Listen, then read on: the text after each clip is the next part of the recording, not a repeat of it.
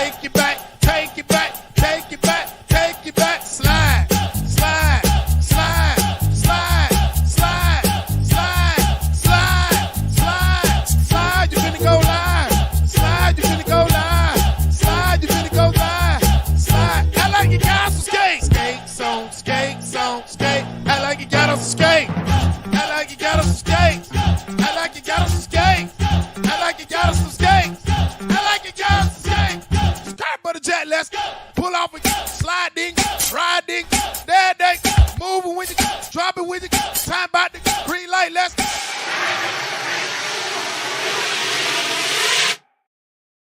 What's up? What's up? What's up, everybody? Welcome to Canes Talk Live. Coach Hayes in the building. Excuse me. Coach ain't feeling too well today, man, but we in the building. We're going to make it happen, man. We got to rock for these Canes. Let me know everything looks good, sounds good. We're going to get this thing rocking and rolling, man. Excuse me. Shout out to LMV. MVP. I got to get her name right. All right. It says, she's talking about will they, with her eyes cocked to the side. Because I titled this, will the Miami Hurricanes win their first ACC championship? And I'm here to tell you, you damn right. You understand me? You damn right they will. So, excuse me, y'all. I'm coach hurting a little bit today. Y'all bear with me. Let's rock this thing out. But like I said, I definitely think they will this year win one, and we'll definitely get into it and we'll talk about it. Shout out to Pilo in the building. Shout out to the best channel on YouTube, Coach Hayes Football. Pilo always showing love. Shout out, boo. I ain't got the same energy with it today, baby, but I'm here with you. One game at a time. Nah, man, we're going 12 games at a time. I feel you, though. I ain't mad at you. Tattoo Terry, appreciate your Black Money 100. Edward, Trey Pound to the mother effing front. All right, there it is. Love the show. Hey, you be on Twitter heavy, my man. Saying Cane Fishing. I believe that's you. You be tweeting and reposting stuff all the time. Appreciate it. Susie Pink in the building. The old college fantasy assassin up in there, man. And shout out to Brother Jay Blaze, boy. He want to get another hundo in. So if anybody want to join, let me know in the chat if you want to join. Excuse me, if you want to join another fantasy for 100. Brother Jay Blaze on a hunt, and he said he'll add 100 to the winning pot. So 100 get you 1,000 now. 100 get you 1,000. So if you want to join, you're more than welcome. You know what I mean? The draft is tomorrow. I'm sorry, not tomorrow, Friday, for the 50 and 100 that we have currently. But if you want to do that, remember week 0 this weekend doesn't count. So if you want to do that, you still got a little bit of time, but you got to be able to fill it all in order to play it. And we need 12 spots in there. So, hey, Brother Jay Blaze, I got you. You also got me in trouble with Reggie, man. Reggie hot with me, man. You moved his draft pick around. He hot. He was 3rd. I think now he's 7th. He out for blood, man. He out for blood. So we're going to make it happen. OG in the building. What's up, man? Have you found the Oracle? Unfortunately, I have not. I hope to God she pops her head in or calls in on the phone line. Excuse me, calls in on the phone line before the season starts. So hopefully that's what it is. So no, I have not found the Oracle. Matter of fact, shout out to the Oracle. Let's go ahead and show her some love because she got her own intro. Let's get the obvious stuff out of the way. We're all here to do what we're all here to do. Because you didn't come here to make the choice. You've already made it. You're here to try to understand why you made it. I thought you'd have figured that out by now. So that's the Oracle in a nutshell. If you've ever watched this show and you've heard the Oracle, a.k.a. Cynthia Wilcox, I'm just saying her whole name because she has said it before. If there's a friend or family member that knows where she is, please contact me at CoachHayesFootball@gmail.com. Twitter me, Coach Hayes FB, whatever. You can get in contact with me some kind of way. Call in on the show, whatever. Let me know if you not have any information, but I'm looking for it. All right. Excuse me. He says, love you, Coach. You keep it real. Thank you. Cold Pepper, I'm hot with you, dog. I'm only hot with you because I know you're a Florida State fan. You're a Florida State fan. But you're also my classmate, dog, and I ain't see you at the reunion. Bro. I'm hot with you. Cole Pepper. I was looking forward to seeing you, man. I ain't seen you in a minute. I was looking for my dog like that. Where he at? Where he at? Huh? I want to give you some love, dog. I ain't seen you in a minute, but I was going to give you that uppercut, dog, for being a Florida State fan. But we'll talk. He said, man, y'all ain't got a chance. Whatever, man. Jay Dirty. What's up, coach? I found out you coach my little cousin at Olympia. Okay, who's your little cousin? I don't know who your little cousin is, but put his name in there. Let me know. T2Y, what's up? Speaking of T2Y in the building, y'all go check out his channel. We will be doing a YouTube takeover, the 8-hour takeover next Wednesday. Coach has been so bogged down with so much other stuff. I have not had a chance to put it out. So for all my Miami Hurricane content creators, it will be next Wednesday from 4 to midnight. From 4 to midnight, I would definitely. Oh, Ty. Okay. Tyson. Yeah, man. Shout out to Tyson in the building, Jay Dirty. All right. Yeah, man. Play well. Running back. Play linebacker too, man. Good job. Shout out to Tyson, man. I was just talking about him the day before yesterday. I was just talking about him, man. So anyway, so T2Y, he got a channel. Y'all go check it out if you don't know about it. You got to be living under a rock if you don't know about it. But I'll be sending this out to all of the Hurricane YouTube creators. Hopefully they can jump on, and we're just gonna have fun, man, with it, and we'll rock with it and go from there with it. So with that being said, let's keep going here. Juice, what's up? Another member in the building. Say he has some other things to do. Nah, you ain't want that hurricane pressure. You was willing. I don't want to hear it, Cole Pepper. You was willing to miss the class reunion because you ain't want that hurricane pressure. That's all I'm saying. KC3, what's good, Coach? 12-0, baby. Okay, we talking a little reckless, but let's go and get into it. I love it. Let's go and get into this thing, man. You know, Florida State, Cole Pepper, God. Miami Hurricanes, one of the laughing thing people like to laugh at all the time is, y'all never won an ACC championship. Well, whatever.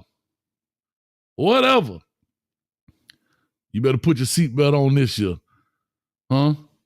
Because we on our way. We knocking on the door with the 4-4. All I heard was, Papa, don't hit me no more. Yes, sir. I'm loving it. We're going to definitely make it happen, man. We're going to make it happen. But, yeah, like I said, I think it's our turn. Why not us? Let's make it happen. T2Y says, I'm down. I appreciate it, man. I'll send out the info through Twitter, man. Appreciate it. Kane won for the $20. I appreciate you, man. Y'all clap it up for the dub second.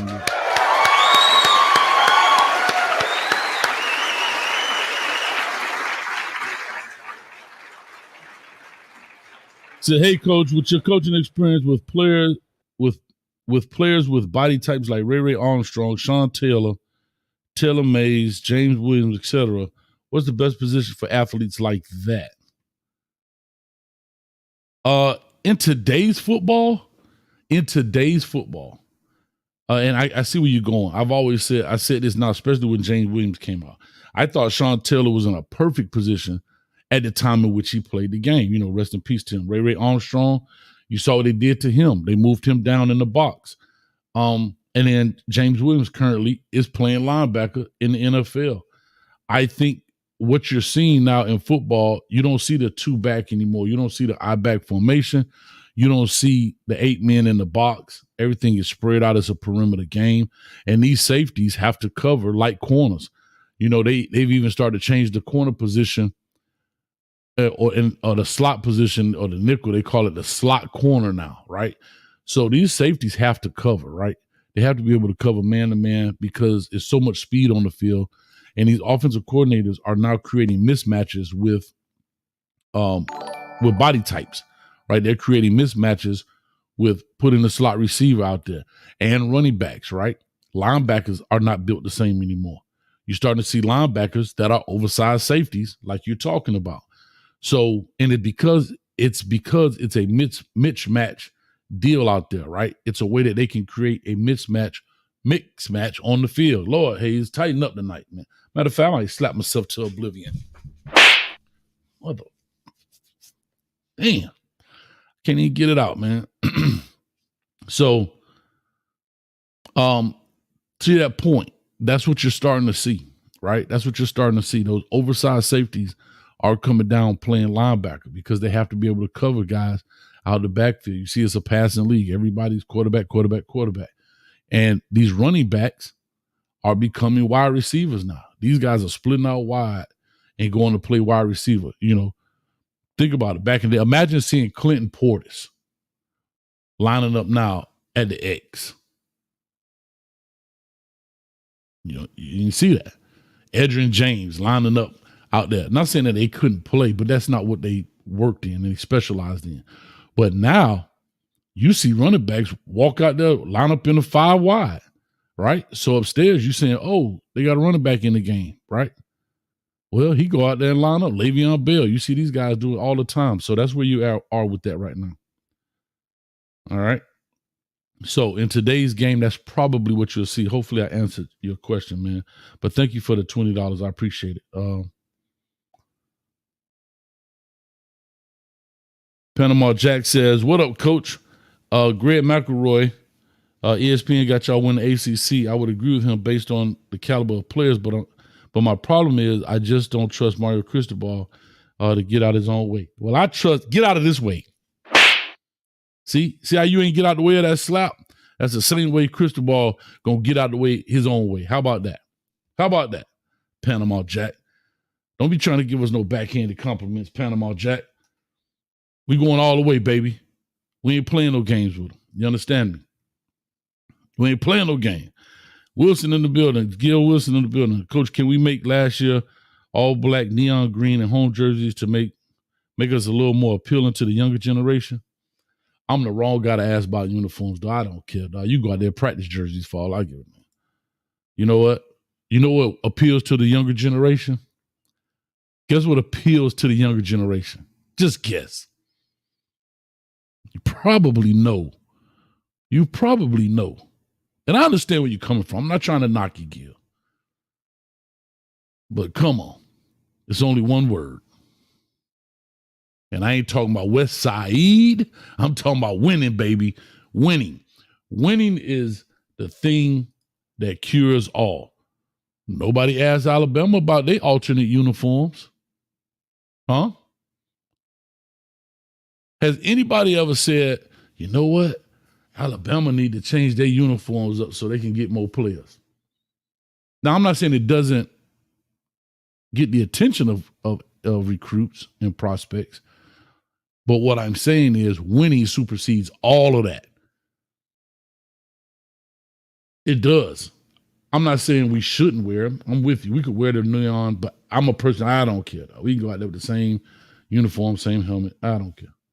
But at the end of the day, catching a W versus an L, catching a W versus an L cures all things. Trust me. On your worst day, just think about what winning does. On your worst day, a win cures that ailment for the night. Now, it'll still be there in the morning. But when your team wins and wins in a convincing fashion, you feel great. Now, when you wake up the next morning, you got to deal with whatever problems you had going on. But winning cures all that. So, Coach, Florida Kid had that swagger with the shield. I agree with you. And I know I'm going to sound like the comeback king on this, but a bunch of Florida kids went to Alabama. They ain't had no shields.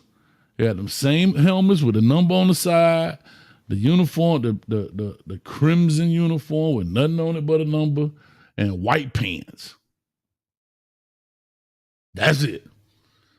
And when they away, that same helmet, a white jersey, and white pants. I don't think I've ever seen Alabama in crimson pants. I don't even think they have an alternate uniform. Imagine how much money they save a year on that for a recruiting budget. I'm just talking trash, but y'all get where I'm coming from. Appreciate you, Gil, man. I'm just having fun with it. Pinellas Kane says, winning is the best deodorant for the 20-year stench that's been lingering in Coral Gables. Yes. Winning cures everything. If you're funky, listen, I'm going to show you how much winning does for you. Like he said, the stench. You ever notice, I don't put nobody out there, but you ever seen a couple and you be like, how in the world is she with him? How in the world is she? Because that dude winning in some kind of way. He may not be winning in the looks department, but he winning some kind of way. He ain't just a nice guy, if y'all know what I'm saying. Now, ladies, if you disagree, Ellen MVP, call in and talk to me, let me know I'm wrong. But y'all know where I'm going with that. Because winning cures all. She can get over his looks. She like, he hard to look at. But he's a winner. And that's what you got right there. Shout out to Jerome Barber for the $4.99. It's terrible. Miami got to wear Adidas. Oh, my God, y'all. Let's get that Jumpman a swoosh. Miami too prestigious to be aligned with Nike. Not to be aligned with Nike, excuse me. AC Champs. Appreciate that, Jerome Barber. Again, I'm the wrong person to ask. Y'all can ask some younger cat with their beard. If their beard is black, ask them, dude. I don't care if it's Adidas, Under Armour. Yeah, it could be Russell Athletics. I wouldn't even care. It could be Russell Athletics. You know what I'm saying? It is what it is. So, you know, that's where I am with it, in that sense, man. Brother Jay Blaze, I put it out there for you again today. This is Brother Jay Blaze right here with the Sean Taylor uniform, right? He said, hello, everybody. He want the $100. I'm putting it out here again. I put it out at the beginning, Jay Blaze. I'm working for you, bro. We closed out the fantasy. He came in. He said, Coach, I want to get $100 fantasy going. Another one. He been in the Discord. He been on Twitter, Facebook. I think he hired a skywriter. And I saw it when I was going to work. Join Coach Hayes $100 fantasy. Jay Blaze want to get in. He gonna add $100 to the winner. So instead of $900, it's $1,000 if you get in that one. So I just put that out there for you like that. All right. So Blaze, I've done my job, bro. Spam them up in the chat. Let them know. It is what it is. All right. DP in the building, man. Daryl Pay, what's up, man? He said Nike don't treat our players right. Man, I don't know, bro. I gotta say, except Jay-Z. Lord help Beyonce. I couldn't do it. I couldn't do him. He winning. Thank you, LMV. That is a perfect example. Hey, man, shout out to the Jigger Man. Shout out to the Jigger Man. But my dog was out there winning. And like Jigger Man say, I got the baddest chick in the game wearing my chain. I'm like, ho, straight to the, okay. Y'all, man, don't let me go before I get copyright. Before I get copyright myself. But anyway, let's talk about these Canes, man. We got 95 in the building to climb. Go ahead and hit the like, share, excuse me, and subscribe button as we get this thing rocking and rolling, man.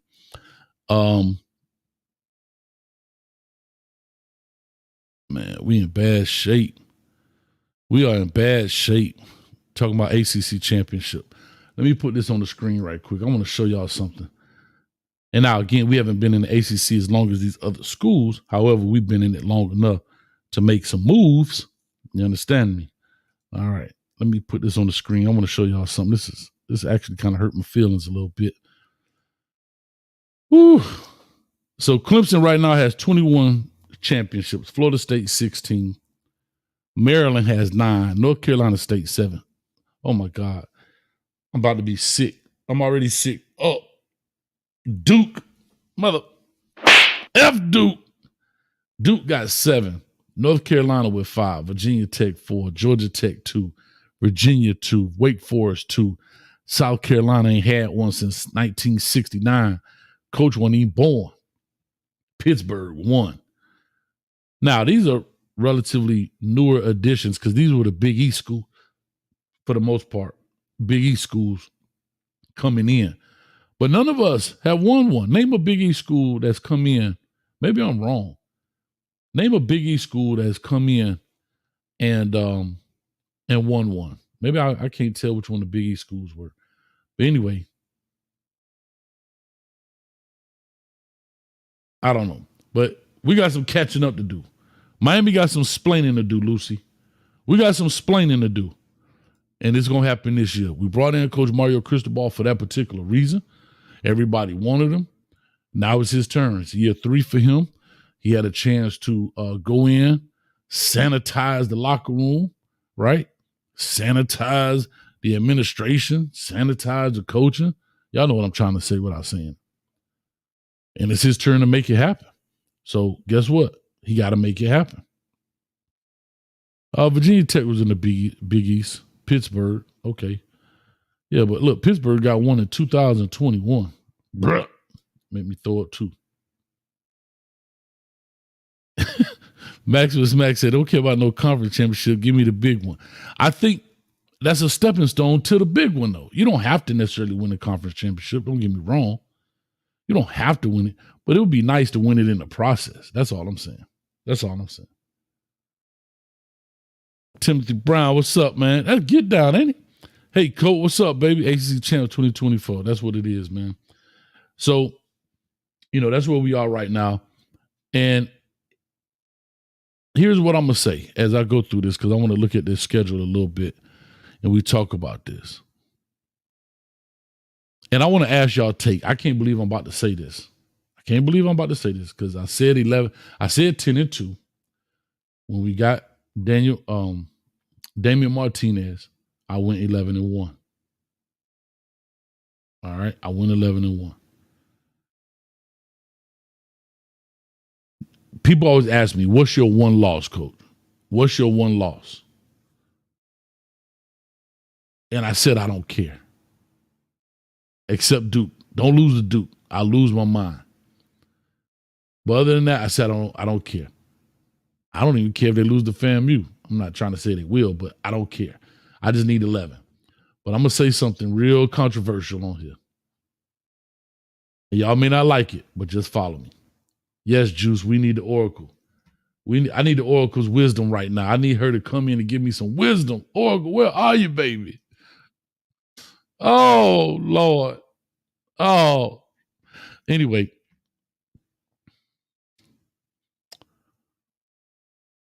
I'm going to bring up something, and I know it may not be popular opinion, and I get it.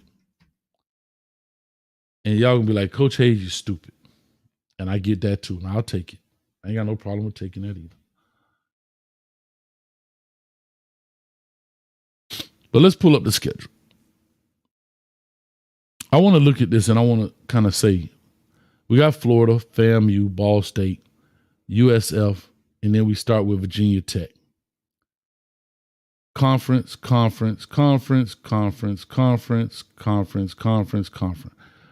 the remaining, 8 games are all conference.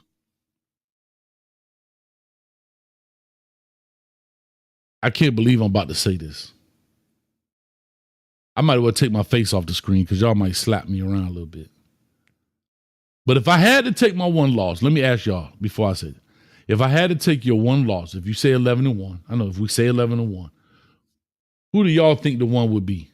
Who do y'all think the one loss would be or should be? If you could pick any one of these on the schedule, which one do you think it should be and makes the most sense, right? Like I said FAMU jokingly, but come on, y'all, please, let's not. Who do you think the one loss should be to? And again, I'm talking about, okay. I'll leave it like that for a second. I'm going to go back here and I'll come back to the schedule. JD says, oh, Lord, y'all are so fast. JD says, don't say it. I got to say it. I got to keep it real. When keeping it real goes wrong.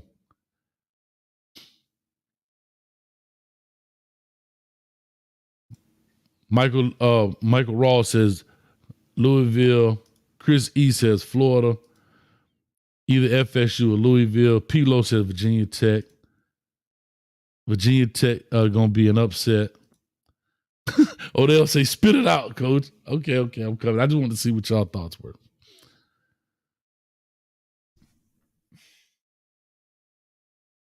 I can't believe I'm about to say this, dog. I can't believe it.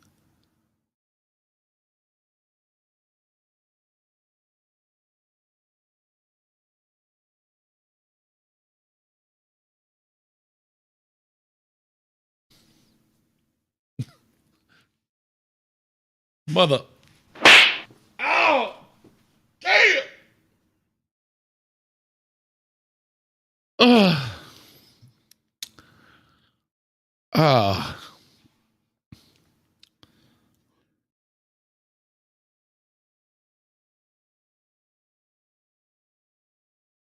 I gotta take a sip of the cane juice fight.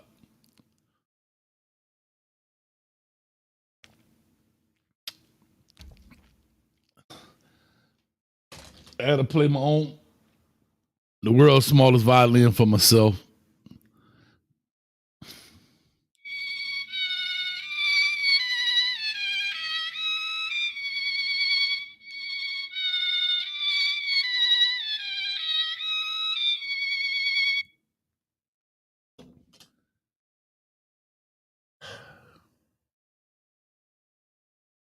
If we had to lose to a team, and a team that I think that is just what it is, the non-conference game is Florida. I can't believe I said it.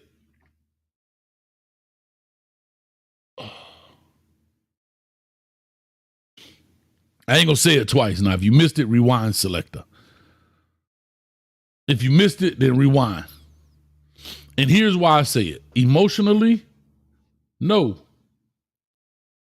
No. I'm finna be sick. But there's no other game, non-conference game, that you want to lose. Why lose to South Florida when I think we're better? We're way better than South Florida. Of course, we're better than FAMU. We're better than Ball State, right? You just made me throw up, Coach. I'm sorry. I'm sorry. I know it, but I'm sorry. I'm sorry. How could you, Coach? I told y'all, please don't leave me, man. See, that's the problem, man. When somebody going through a crisis, everybody want to turn their back on them, man. Don't turn your back on me, dog. Help me. Help me. Don't turn your back on me. Help me.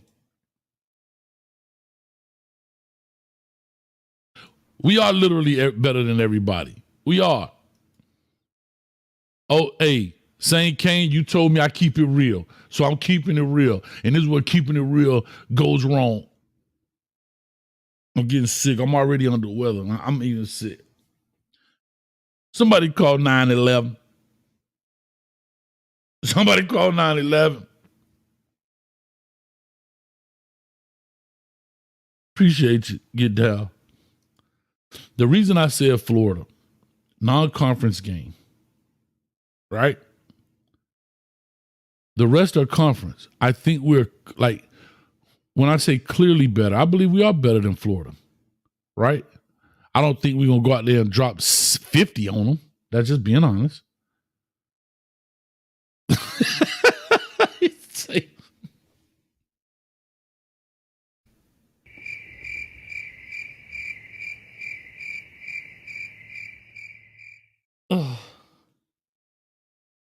Come on now, dog. Come on, man. My bad. You look a little swollen in that picture, dog. I don't want to see you saying Kane.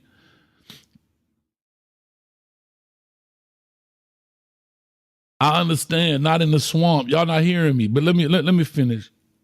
Let me finish.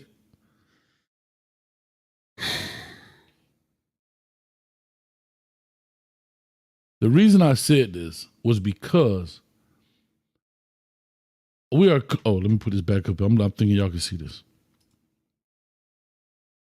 We are clearly better than FAMU, Ball State, South Florida. Virginia Tech conference game. Cal, we're better than them. Louisville, again, what I don't think we want to do, you don't want to lose to a Louisville, Florida State, because I think there'll be a higher ranked team. And then you don't want to lose to a non-ranked team because it drops you down so much. Like, you know what I mean? Like you lost to that.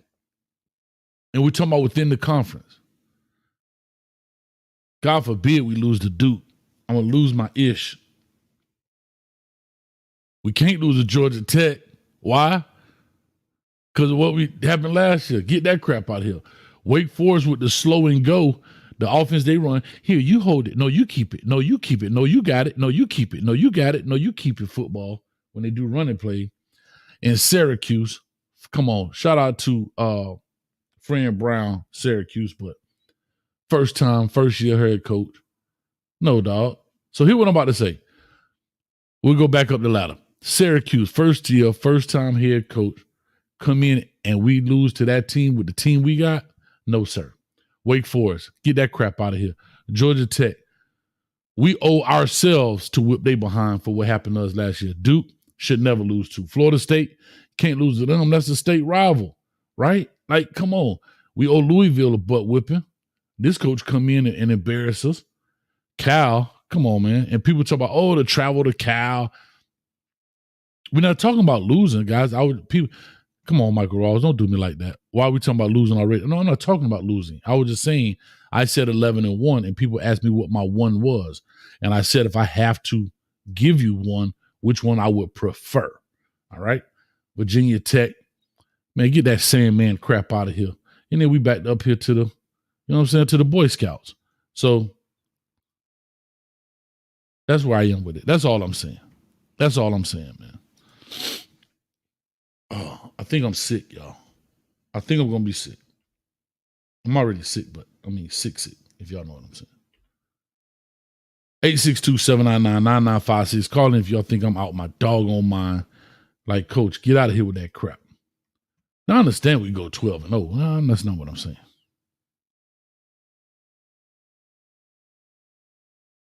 Coach, hey, who's the second best quarterback in Emory Williams? How about that? Huh? Cam Ward and Emory Williams. The rest of them trash. How about that?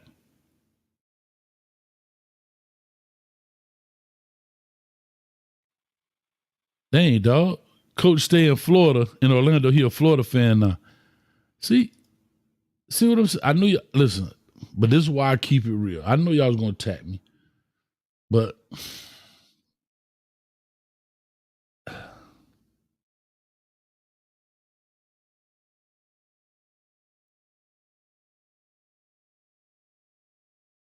y'all tough on old Coach, man. Y'all, I knew it was coming when I said it. That's why it took me a long time.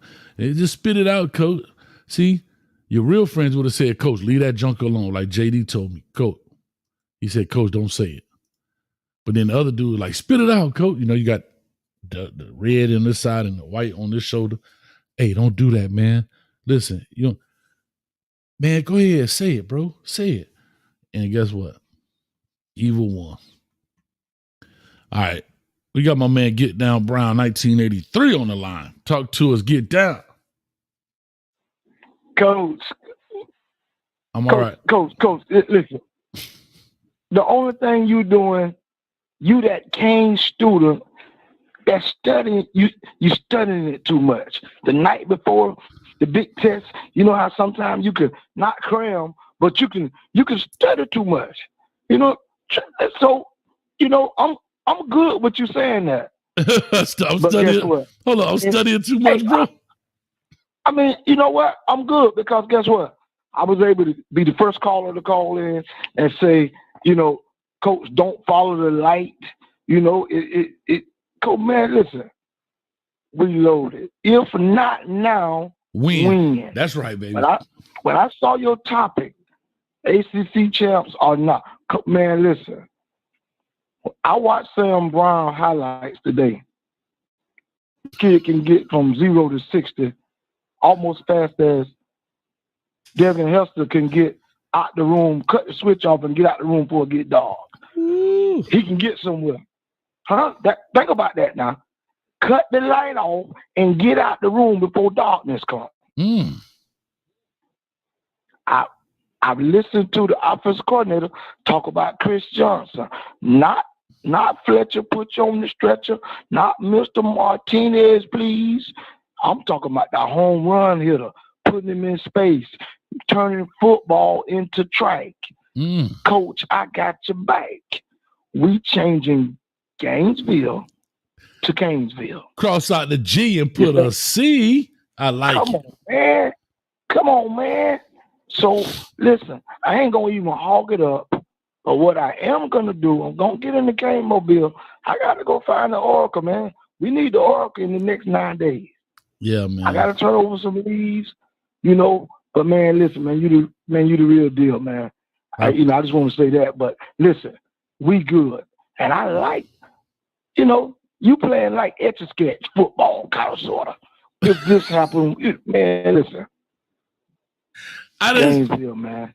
I love it, dog. I love it. Yes, sir. You the best. Hey, man, we gonna talk, you man. Heard it here first. Yeah. Hey, you heard it here first. Georgia Tech beat Florida State Saturday at 12 noon. What's the score at about 3:30? What's the score at the end of that game about 3:30? At the end of that game, oh, man, it's going to be close, man. It's going to be 24-21. I like it. Georgia Tech, Yellow Jack, Killer Bees. Get the raid out. It's a raid. Coach, let's go, baby. I love it, dog. You good now? I feel hey, better. Coach, thank you, You ain't did it for me. You ain't did it for me yet. Man, slap yourself on the other side for just saying that. Maybe you went to sleep. Maybe you took some Nodos or something. I don't know what's going on. I'm sorry. Come on, man. Hold on. Don't do it. Don't do it. Oh. Don't do it. Don't do it. Don't do it. Hey, go Caves, man. Hey, I'm gonna be on deck, man. Just in case my uncle okay. All right. Appreciate you, dog. You good. Go Caves. Thank you, man. Yes, sir. I done slapped myself silly, man. Pinellas Kane said, Coach, I love your content, but you got a warrant out for your arrest for malpractice for the month. Oh, God. Get down, Brown. He on my head. Brother Jay Blaze in the building. What's up with you, baby? Another member. Talk to us, Blaze. What's on your mind? Am I tripping, dog? Am I tripping? Hey, man, the hype is every year. All right. We do it to our own self. Okay. Until the middle of the season, to the end of the season, we just shake our head. But this year, we got to be some accountability, man. Okay. There got to be some accountability. Okay. So, hey, always shoot for the moon. And if you don't make it, at least you'll be amongst the stars. Ooh, that boy out there pulling out poetry on the board. That's what I'm talking about. That boy pulling out the poetry on them. Okay. Yeah. So we're gonna beat the Gators. We really gonna beat. It's nobody that we can't beat. So, no, I agree. I agree with that. It's gonna be that type of season. Yeah, I agree with that. I do agree with that. I'm not saying that we can't go 12-0. I just know it is a hard feat, right? And I was just saying, if I had to pick one, I would rather it be out of conference, and the only out of conference game I think that an out of conference team that could beat us, not saying they can, would be Florida. I don't see FAMU, Ball State, or USF being able to beat us. And if we lose to any one of those three teams, my God, what is happening? But I understand. I don't want to talk about losing, but I was just saying if I had to pick one, I'm playing devil's advocate here for Kane. Now, here's what's funny. Coach talk about this, but when I said 10-2, I'm crazy. But I tell you, I love y'all Kane fans, but y'all keep Coach on his toes. So what's your prediction? What's your what's the score? What you got for the season? The record prediction? Yeah, the record prediction. 11-1. 11-1. Live on Coach Hayes. Oh, I've been saying that. I said 10-2 after the spring game. Hey, shout out. I'm the soldier boy of this thing. Good. Hold on, but I'm a soldier boy of this. I was the first one to say 10 win. And everybody thought I was crazy. Okay. Now everybody talking about 10 win minimum. Then when we got Damian Martinez, I said he worth one more win. He worth one more win. Right? Because think about it. If we was going to win 10 games without him, we bring him here. What is his value? One more win. One more win. One more win. Okay. One more win. So what's the say it one more time? What's your prediction, you think? 11-1. 11-1. And who's that one? That's what I was saying. I don't really have the one. And I was saying if I had to pick one, Oh, if you had to pick, okay. If I had to pick, so I don't really know who that one is, but if I have to pick one, this is who I would prefer it be and why. That's what this whole thing was about. Hey, Coach, I need you to start a pot. I'm gonna start putting $25 in it. Everybody put $5 in it, and whoever picked the right record get the pot. Oh, it's gonna be too many. That's on the team. That's the only team members on. Oh, okay. Hey, matter of fact, A63 Kane in here. He might join the league. A63 Kane in here. He might join the other league. He like to steal everybody. Oh yeah. Okay. Hey, he like to get all. He like to hog all the draft picks. Come on, y'all. Hey, matter of fact, this Blaze $100 in there and make it 1,000. Hey, this Blaze right here. This is the one I was talking about. Want an additional lead. So A63 Kane in the building. He like to go ahead and get all the draft picks and beat everybody. So listen, y'all go. Hey, and A63, $1,000 pot. Now he finna put 100 in just to get y'all in. So y'all let me know that what y'all want to do. We can open it up and y'all can do it. But we got how many we need? We need what, 9? We need 8 people now. Yeah. So we'll see. We'll see. Yeah. We got 8. So we'll see. All right. Hey, you got me in trouble too. Reggie hot with me, dog. Reggie hot with me. Reggie hot? What? What Reggie? What? Because when I gave you my spot, it reordered the draft order, and he went from drafting third. Nice. He went from drafting third to like 7th now. So he hot with me, man. Shout out to Reggie in the building. But actually, it's 6th and 7th in the middle of the draft. It's actually a real good position. It's really not, because you constantly picking. Yeah, but it ain't you constantly getting an even pick.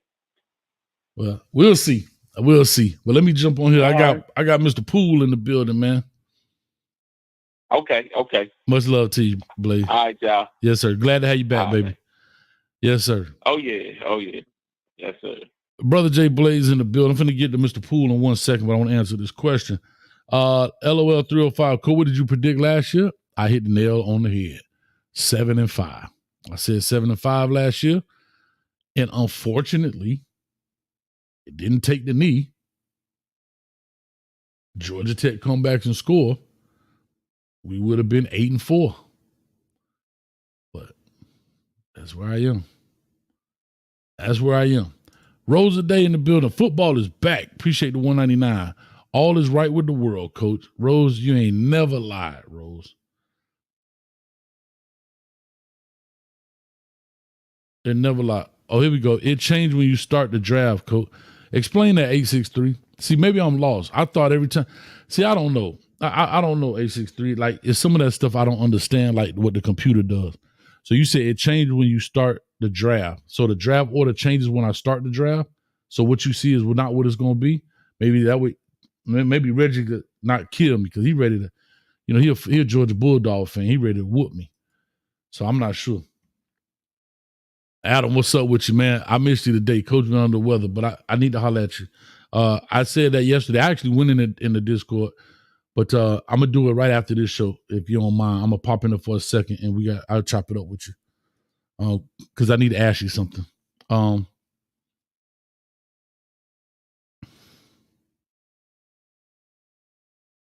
Panella says, Coach, I say $10 a week for whoever picks the score for the Kane score every week. I agree. If that's something y'all want to do, I'm all with it. We can definitely make it happen, and we'll see what's going on. I'm trying to catch up some of these, man.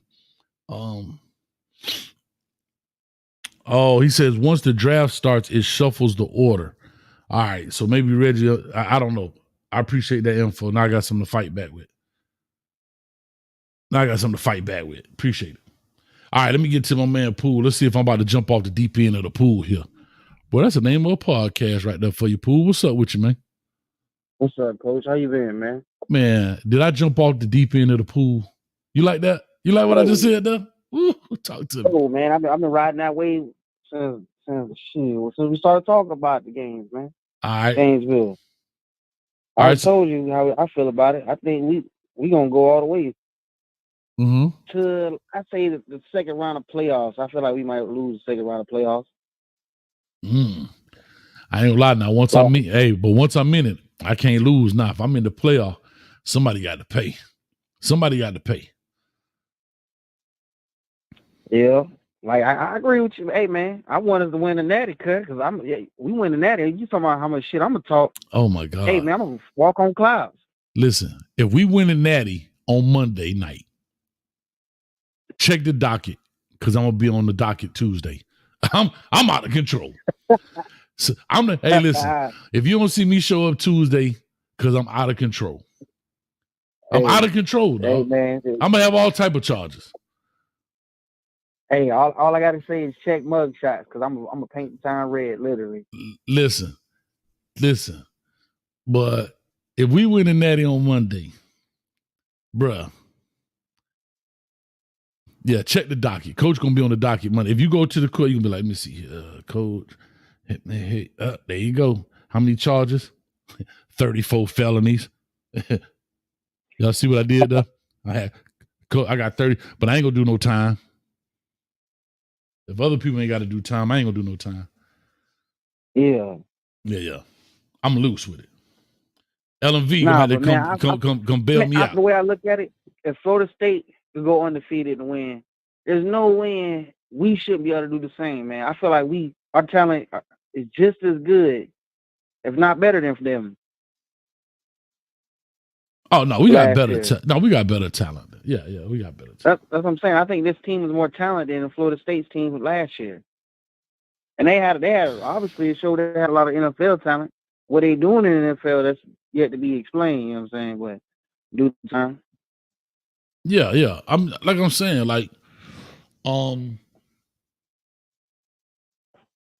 I think the difference for Florida State, which clearly showed, was the quarterback play, right? The quarterback play was huge. And the defense was really coming. It was biting. It really was. I have to be honest. They had a good defense. They were coming strong. And that's what's important. Well, I've always talked about specializing on one side of the ball or the other when it comes to quarterback play, right? I mean, when it comes to coaches, excuse me. And so, like Mike Norvell does the offense, and he found the good DC and the good players, and it balanced it out. You see what I'm saying? That's what makes it good. That's why Clemson was here. Go ahead. Go ahead. I'm gonna let you finish. No, I was saying, but that's why Clemson was here, because they had not only that they had players, but they had good offensive guy, good defensive guy, and no stability in the room. So that's what makes it good. That's what made it good for those teams. But once that stuff happens and starts changing, then therein lies the problem. But go ahead. Yeah, but we had those leaders here. Like Cam Moore, he came in, like literally everybody talking about, oh, Mario's gonna chain him, handcuff him down. But Cam Ward told me, hey man, I'm not even coming to Miami if you don't let me run how I want to run. Like, this is my team. So he's like, go ahead. Because obviously he could have went to the NFL and got money. But he decided to come in because he wanted to run it how he wanted to run it, set it up how he wanted to set it up. I get it. You're 100%. Like, I totally get where you're coming from. I'm not, I was just simply saying that, this is what it is. You got players. So you got to definitely make it happen. That boy saying, can he say, Natty? Man, I had to take heart medication. Bruh. Bruh. Oh, man. Oh, God, I'm not feeling well, but I'm gonna get through this thing. But anyhow. Yeah, but at the bottom line, I want an ACC title, man. I bet it with one of my constituents, friends. I can't call him a friend. He's a Gator fan, but I bet some money with him on the game. Then I bet we win the ACC. Then I bet they'll win like 6-7 games. So I got some butter on that game. I hear. And then I got bets lined up all through the Florida. Man, I'm literally in Gator country, dog. And let me tell you something, bruh. I fight them all day, every day, man. All day, every day. I'm right there with you. I'm right here in Central Florida too, Coach. I'm right here in Ocala. Oh, you in Ocala? Okay. So I know you right down the street from it. You gonna be at the game? You gonna be at the game? Yeah, man. I'm in row, I think 40 section. Let me tell you real quick. I'm under the goalpost. Oh no, man! I'm over on the fan side. I'm section 40, row 13. Not me. I'm on the fan. I'm in the fan section. I ain't got no ticket. What you mean you in the fan section? I'm on the fan sideline, but I'm like 13 rows from where the players at. No. I'm going in dressed up like a goalpost, and I'm gonna stand there. I'm gonna if I can sneak in. I'm gonna just go stand like this, like a goalpost. You know what I'm saying? That's how I'm getting. Don't even do that, man. Just get your playbook, get you like a straw hat, and dress out of some orange and green. Get on the sideline. They'll let you through, man. Tell them, hey, man, I'm here to help out. Okay, I like it. I might have to do that. Hey, if anybody come question you, tell them to come question me, and we'll go send them on a goose chase. There it is. I'm loving it. I like that part, man. Straight up. I like that part. Okay, well, let me go ahead and get to the next caller. 6405 coming to you, man. And we'll definitely get it in. Make sure y'all don't miss out in the champagne room, man. That's where we get the games and stuff going down. So make sure let's go and get that in, man. All right, Coach. Much love to you. Appreciate you, man. Thanks, Pooh. All right, real quick. I want to say something. Rose was in here. She said, where is she at? She said not 3 or 4 felonies, no, 34 felonies. Coach is down with the felonious activity. I am down with the felonious activity. Unique Productions, $2. I'll be at the Lakeland versus Miami Central Friday, Coach. Yeah, man. Speaking of that, my dog Streeter, he'll be out there as well. I guarantee it. We had Pokeway on. Shout out to Pokeway in the building. Y'all go follow him on Twitter. Just type in Pokeway. I guarantee he'll pop up. But Pokeway and we had him on Hayes Street the other day, and we were talking about Lakeland and so forth, man. Hey, man, Miami Central got to put that work in. You can't let them boys come down there to the Mecca and do what they do before they get. You know what I'm saying? All right, real quick, let me take 6405 in the building. 6405, caller, talk to us. How you doing, Coach? I'm good. Who am I talking to? Jonathan, calling out of Temple. All right, Jonathan out of Temple. What's up, man? Talk to me. Yes, sir, man. I'm first off, I'm gonna say I'm a Florida State fan. Hate everything about Miami. Don't like them. Hold on. I usually just come here to mother. Yeah. Calling here talking about some goddamn Florida State mother. Oh no, I'm gonna keep it real though. I'm gonna give you some real good feedback. I'm gonna give you this real good slap. Hold on, right? All right, go ahead. I'm listening. I want to say that I hate Miami. I usually just come here to see y'all in misery and pain. I like to hear the older young lady speak because she really be dropping bars in here. But I want to say that I'm terrified as a Florida State fan. I'm fucking terrified. Cam Ward seems to have leadership. I hate it. He seems to have that kind of infectious energy, like he's gonna have that Jameis Winston effect, like he's gonna make everybody around him play at a high level, and I just can't stand it. And it makes my stomach hurt just looking at it. Every time I see him hanging with Shedeur Sanders and training and getting better and practicing. I don't like it. I want them boys in Miami to be out there on South Beach with them Cuban women and margaritas. And I think Cam Ward's going to sweep them up. And I think if Miami's going to do it, this is going to be it. If I was going to place a bet, I would bet that Miami could do something this year. Even though I feel like they're the Cowboys of college football. I feel like they are the Cowboys of college football. Hey, they're never going to win anything, but I just feel like Cam Ward is the X factor, and I'm terrified. And say it again. You are a what fan? A Florida State fan. I keep it real. I don't get into that fandom. Look, you go 13-0 and the motherfuckers don't put you in the playoffs. Like, what do I have? I'm gonna keep it real.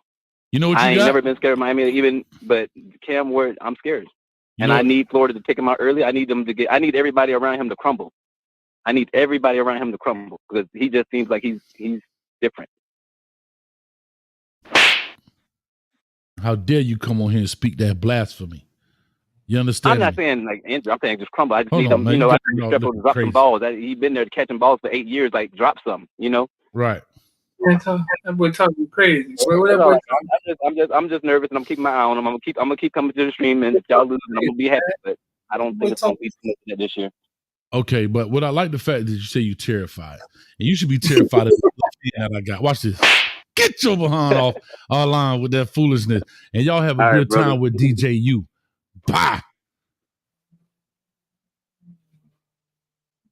Street, I ain't feeling well, dog, and I got to deal with this foolishness. I got it, dog. Go ahead on. I hold it down.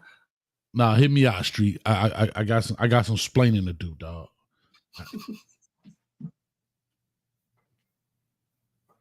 See, when my dog heard the Florida State fan called in. The bat signal went out. Huh? That horn went out. You know that horn. You know the horn I'm talking about. That horn went out. And guess who came out? Dun dun dun dun. Footballville man. Dun, dun, dun. What machine is that, dog? Like a real superhero. So here's what I said.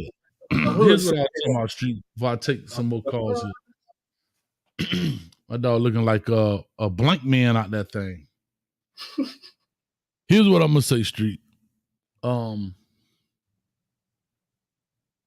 As you know, I predicted 11-1, and people have been asking me who's the one. I don't know how much you heard earlier, but I know when I put the bat signal came out, it popped up real quick. But here's what I'm gonna say. I said 11-1. People ask me, who's the one, coach? Who's the one? And I said, I don't know. But if I had to pick, what team do you think I said? What team do you think I said? If I had to pick the one loss, what team and why? Who do you think I said? If you had to pick one loss on that record, on that, I mean, the two easiest losses are the rivalry games that can literally just go either way. You know what I'm saying? Those are the two. Florida State 12-0 last year. Miami going there with a freshman quarterback and play them to, you know what I'm saying? Play a knockout, drag out game to the fourth quarter. So it's not like those losses aren't there. They're there. But possibly, I would say, because you overthink shit, you said Louisville.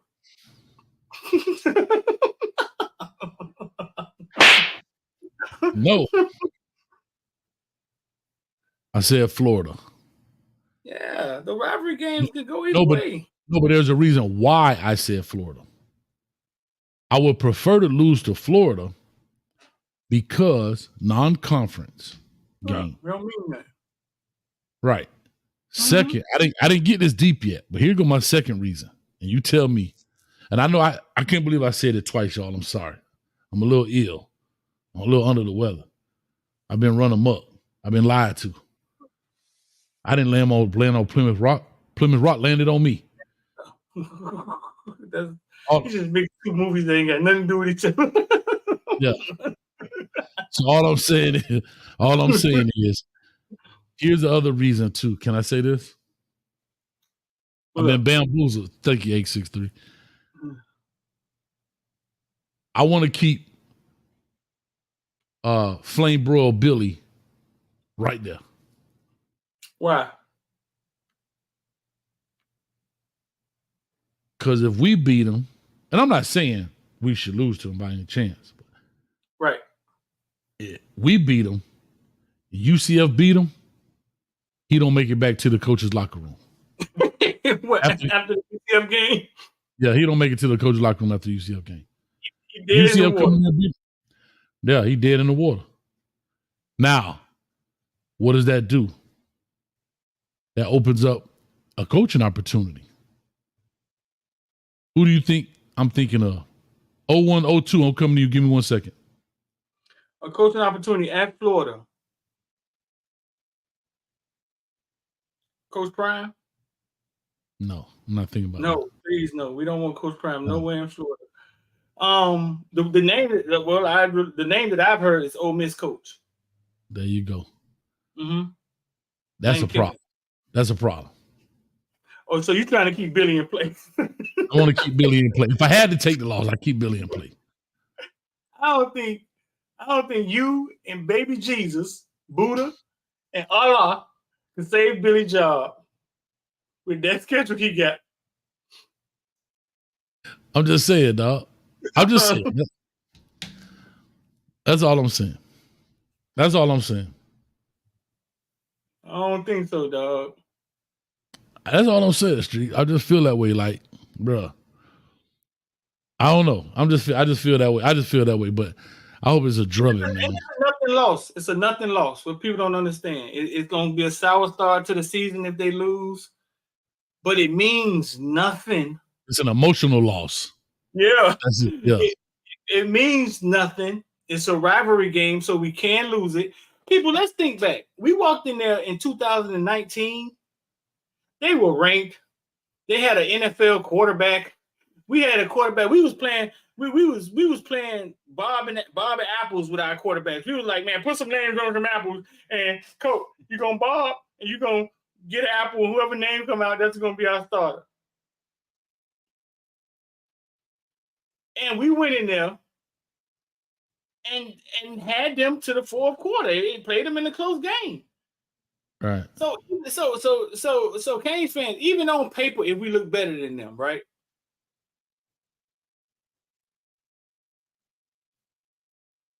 Let's not think about all the times they look better than us.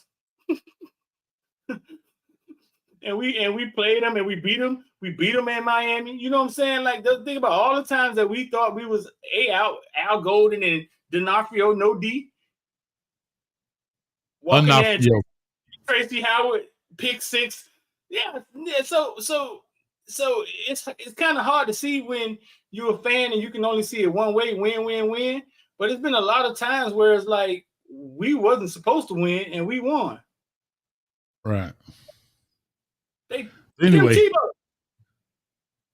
that year, that was a close game. They didn't get away to the fourth quarter.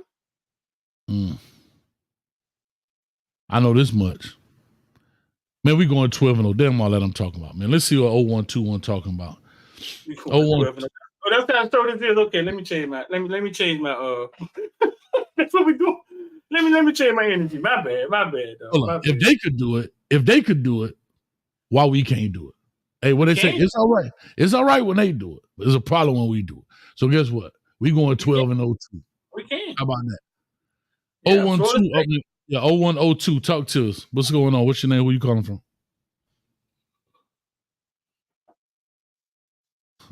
0102 going once. 0102 going twice. Wake up. 0102. I guess he ain't on the line. You know what that means, huh? I guess they sleep. Them boys done caught the snooze button on the line. Anyway, yeah, man. So that's where I am. And I was talking about, like I said, we're talking about the first ACC championship. And I went through the list. We have none at all. Clemson, I think, has 21 ACC championships. But, of course, they were in the conference longer than we were in. However, but, again, I was there. You know, it's like us saying the Big Ten. I mean, the Big East. But, you know, so I get that part. I guess the question is, I'm sorry. I guess the question is, this year is the first year. Let's do it. Why not? Hey, why not us? Why not us, though? Florida State was under 500 for 3 years in a row, maybe 4. Ended up 12-0. Yeah. Real quick. The Gators have 3 natties with no undefeated season. That's what I'm saying. It's hard to go undefeated, bro. Like, it is. That's why I put the 1 on there. But damn it, I'm ready to go. Go ahead. What'd you say, Street? The Gators don't play in the ACC. Who the Gators got on their schedule every year? Like, who is it that they play every year? Bama? They got to play them every year, don't they? Tennessee, Georgia. They play Georgia in Jacksonville, don't they? Every year, right. You got more callers out there, bro? Yeah, I got one on the line. Bring them through. Let's go. Fish on. My man, remember, Daryl Page in the building. What's up with you, baby? Talk to her. What it do, baby? What's going on, Coach Hale? What's going on, Street? I'm good, bro. Nah, Coach, you say you feel like the one game would be Florida that we lose. That's not what because hold on. You would rather that be. Okay, that's what I said. I would rather that. Okay, go ahead. But I want to see, like, if we do lose that game, what will you feel like will go into that loss? Like, what would factor into that? What do you feel like the stepping stones to a loss in that game? Oh, I mean, it'd be something, for example, a block field goal and they take it back to win it by a point. That's all. So I think he's saying, what is it that you see Florida could possibly do That's what I'm saying. To a loss. That's what I'm saying. That I think it's something silly that happens. Oh, okay. I get what you're saying. Silly. I try not to say it, but like take a knee and you lose the game like that. Like something silly. You know what I mean? Like something silly. But like I said, I'm not saying that we should lose the Florida game. I'm saying if we have one loss, right. where should the loss fall? And the reason I'm saying Florida is because of the effects of the loss, what it does or what it doesn't do to us. That's all I'm saying. I'm not saying that we should lose to Florida, but if we had to pick one, what should it be? I'm gonna be honest with you. I feel like we might have a loss later on in the season, just for the simple fact. Say we 10-0, 11-0, last game Syracuse, but we're gonna get ready to play ACC Conference Championship game. Mm-hmm. What if we rest players and go out there, start the backup because we don't want to get nobody hurt going into conference play, and we lose that game because we ain't playing our starters? That's coaching malpractice, bro. Can I tell you something? Can I tell you something? I was listening. Listen, I was listening to another podcast about another team today, and I almost threw my phone out the window on I-4. And they said that they're willing to lose the conference championship game so they could rest players for the playoffs. Hear what I just said. Because they were going to be that good that this hit me out. That they were going to be basically undefeated, but lose the conference championship game, but still get a bid into the college playoff. But they're going to rest their players. They're going to go in there. This is what these people be saying, dog. That's coaching. You likely to miss a spot doing something like that. That's coaching malpractice, dog. You can't worry about that part. Like, you got to go out there and coach and play, dog. You can't. Now, if you got a guy that's nagging an injury, you may watch his pitch count. But just to say, hey, all y'all, we're not going to play for the conference championship because we're going to get the bid to the playoff. If I was a playoff committee, I would punish them for that. That doesn't happen in college football a lot.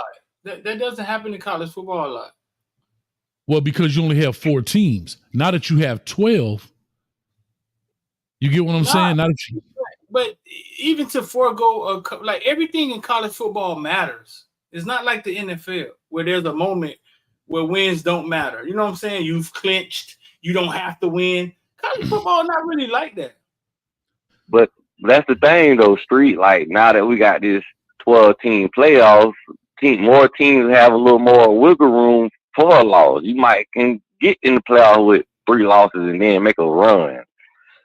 Something like that. That's what they kind of, I feel like they open it up for, like, we know more SEC teams, more Big Ten teams to get up in there and ease their way up, so they don't have excuses of, just pushing people ahead because brand names and et cetera. We know this. But who's to say that these teams won't rest some of their players more if they feel like they set enough tone and beat enough people on their schedule and got a good enough record to where they can rest a couple of players for the playoffs? Because it might get to that point. That don't happen in college football, and I'm gonna tell you why. Because college football everything isn't determined by numbers in a system. Things are determined by panels and what people view. Right. Yeah, so it happens in the NFL because it's like we clinched our record in this slot. Yeah, we know where we are, and to be honest with you, that's bad business for the NFL that it goes that way. And now it's like, we 11-2.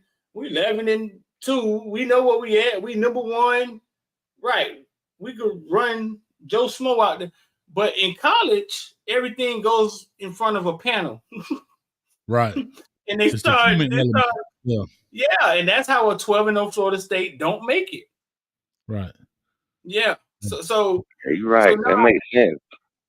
Right. So everything is judged and everything is in college football, everything matters, and that's, I think, why we love it. You know what I'm saying? Yeah, I'll just say this quickly. DP, I'll push on. I got some callers in the back. But to your point, no, shout out to Adam. Say, ain't no way. Adam, you know who I'm talking about. But anyway, yeah, these people were dead set on. They had completely figured out the strategy of how to rest their players. And to your point, Street, there's an emotional setup. There's a panel. And when you bring in the human element, now you bring in the money element. Who's going to travel? Who's going to do this? All of that kind of stuff makes a play. But when it's straight numbers, the computer doesn't have emotion. It says this number is bigger than that number. This number wins. That's how it goes, right? That's what the computer said. There's no like, well, their attendance for the season was averaging 108,000. It doesn't think like that. You know what I mean? No. You can't grease the computer pocket. You know what I'm saying? Can I leave y'all with a question before I go? Sure. Do y'all prefer the 12-team format over the BCS format? Which one do y'all feel would be more fair? Whatever gives me more football and gets me closer to the goddamn Sweet 16, 64-team tournament. I want to see a 2-team tournament. I'm with you on that one. No, I'm with you too. Carolina State versus goddamn Georgia in the first round by the time it is over. It's over with. And we got FAMU versus Florida in round 2. Like, whoa. No, I'm with you, bro. I just think that I like this format. I just think that there is an element that is kind of off. You have rankings and you have record. And that's it's contradicting itself in some form. Again, back to Street's point. How does a team, regardless of their quarterback, go undefeated, but the humans step in and say, "No, because your quarterback out, you ain't gonna make it." So that's what's contradicting. Like that's the unfortunate part about it. Like you say, you're 13-0, but this group of people over here, like, well, his quarterback got hurt, so yeah, well, they ain't gonna make it, you know. And then the fans, well, we don't want to see that kind of game. Well, guess what? You never know. That's why I like the underdog, because you will see a Cinderella story. You will see a Virginia Commonwealth beat Duke like you see in the tournament, right? Now I know basketball, football, apples and oranges. However, you will see that. You will see that at some point. May not often, but imagine a Georgia play Liberty and Liberty put them to sleep. Oh my God. You know what I'm saying? Imagine that. So it could happen. And I think that's the beauty of it all. But yeah, man, let me push on to take these other calls. All right, man. It's always love, man. It's all about you, my guy. Shout out to y'all too, man. Appreciate it. Y'all go check out DP, man, on YouTube. Talking Sports with Daryl Page. Y'all go YouTube. I know Ellen will put it in the building. Also, LOL 305 for the $10. If we lose to UF, do we stay ranked? Again, I think this kind of goes back to the whole thing. I don't think it matters, because here's the deal. If you win the conference championship, who cares what your ranking is? You're automatically in. So that's what I'm saying. It's a mix of everything. Like, you could be ranked 20th and win your conference champion, be the conference champion, and you in. But guess what? Does the 7th ranked team not make it? Does the 9th ranked team, like, that's what I'm. It's so many different variables to why you make it. So I don't know. In the chat, like, what is the University of Miami's goals? Like, give me 2 of their goals of this season. Like, what's their goal? Like, hey, like, what's the University of Miami goals this season? Ain't been told to me. My goal is 11-1. I don't want to hear no ifs, ands, or maybe. That's all I know. Okay, and what else? I don't know what Miami's goal is. I would assume to. Huh?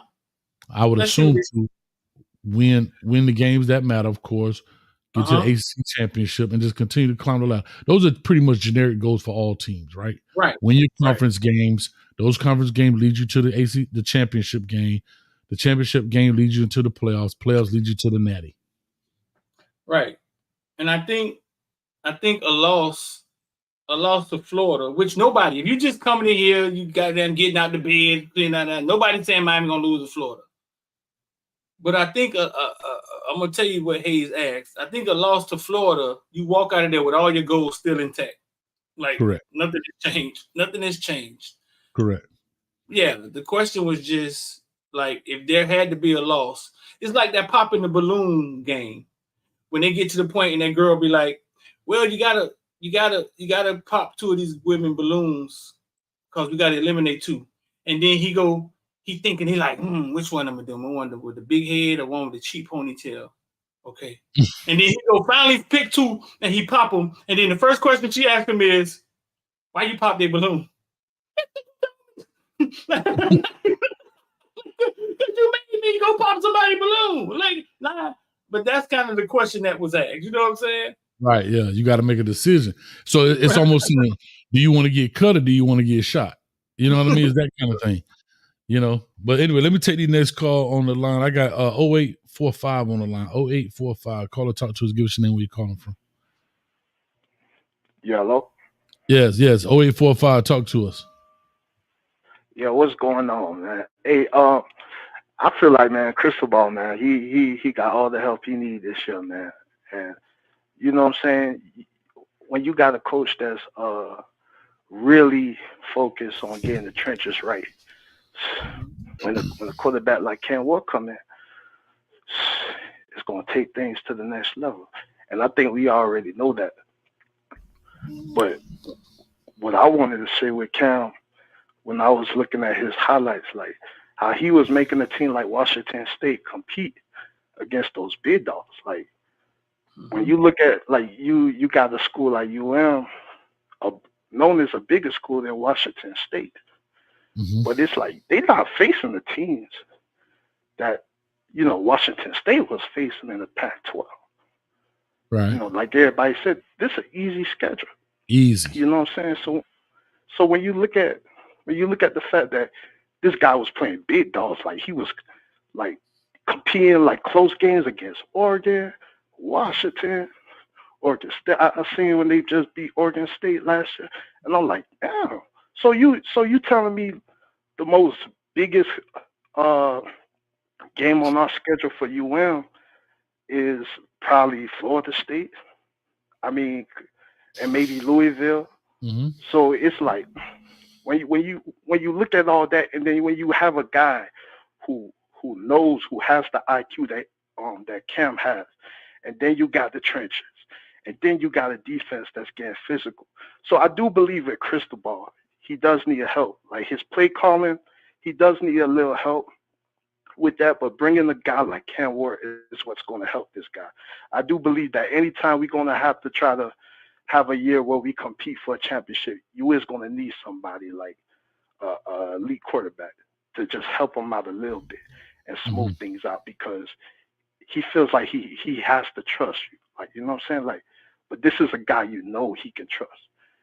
And I feel like it's just going to make things real easy for him.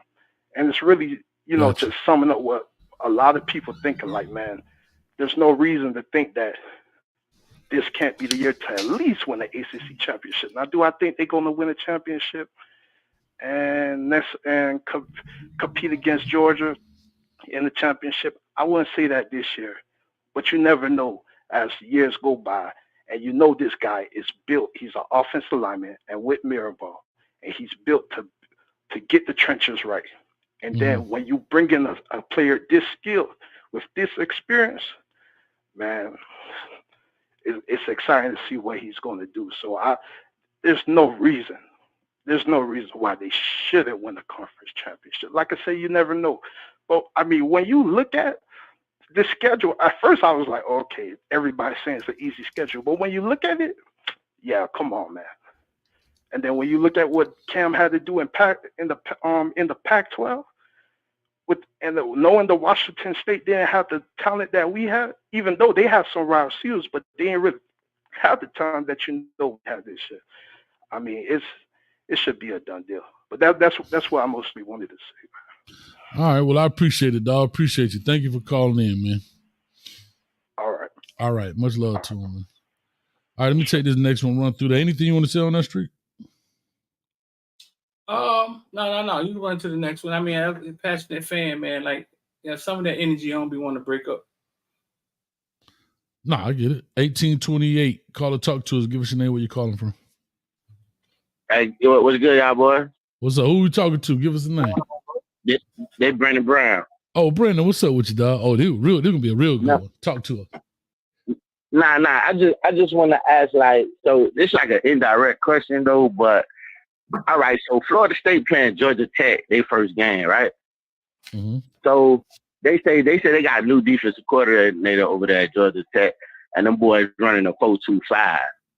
So, you know, DJ Doodoo J, what I call him, Doodoo J, finna see that 4-2-5 before they face us. Hold on, DJ, you is Doodoo J. I wanna know, huh? The quarterback at Florida State, you call him Doodoo J? Yeah, Doodoo J, man. That's funny. All right, go ahead, talk to him. I want to know, like, so what when I'm looking at a 4-2-5 defense, what am I expecting the 4-2-5 defense to do on the field? Like, how do I, like, what keys I'm looking for to be like, okay, boy, them boys playing pretty good out there. Okay, them boys ain't missing assignments, et cetera, et cetera. All right, so here's what I'll say, because a lot of people get caught up with these numbers.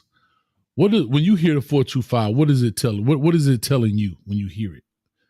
All right, so I got 5 DBs on the field. I got 2 linebackers, 4 down linemen. So basically, I'm in coverage because you like passing a lot. So then my linebackers, they could cover, but also my DBs, I got 30 DBs on the field that can come step up and help start the run. That would it look like. Okay, because at the end of the day, it's still 11 people out there, right? And so when quarterbacks look at it, they may look at body types, but they're looking at bodies, right? You could put a linebacker out there where that 5th DB is. To the quarterback, he's looking at a body. He's not saying, oh, they're in a 4-2-5 versus a 4-3. They're not looking at it that way. They're looking at the shell of the defense for the coverage to try to get a sign, and they're looking at bodies. So a lot of times we as people, I'll just include myself, we get caught up with these, oh, God, we should run a 4-3 or 4-2-5. It's all about matchups. And the reason the 4-2-5 is so popular because it's the middle ground between run stopping and pass stopping. Like I said earlier, when the guy asked me about the body type of Sean Taylor, James Williams, and so forth, because they're putting more receivers on the football field, you got to put more DBs on the football field. And so that's all you're doing is matching it up, right? If you played Stanford when they ran the 3 tight end set and you went out there in a 4-2-5, you probably get mollywopped because they're going to manhandle you. It's too much. Or you played a 4-2-5 against Michigan. So it's really about 11 bodies. That's really what it is. So I don't like people to kind of overthink those numbers in regards to what it is. It's just numbers. You can run the same defense out of the 4-3, the 4. Is it even or odd? The difference is who's executing that. Is it a nickel executing it or is it the same linebacker? He has a different skill set, but his job is the one and the same, if that makes sense. Right. Yeah, that makes sense. Gotcha. All right, so I got more. I got like a statement. I was at a labor pool the other day. So it's this chick. He said he played for FAU. He played running back. Mm-hmm. And then so I'm like, damn, but NIL they cutting the check for him that he got to go to the labor pool and try to how that work? Like that they ain't cutting the check for like everybody on the field on their team. Yeah. Everybody like that, man. Y'all only hear about the top spenders. Yeah. The rest of them boys getting per diem. Yeah, they getting cost of attendance checks. Let me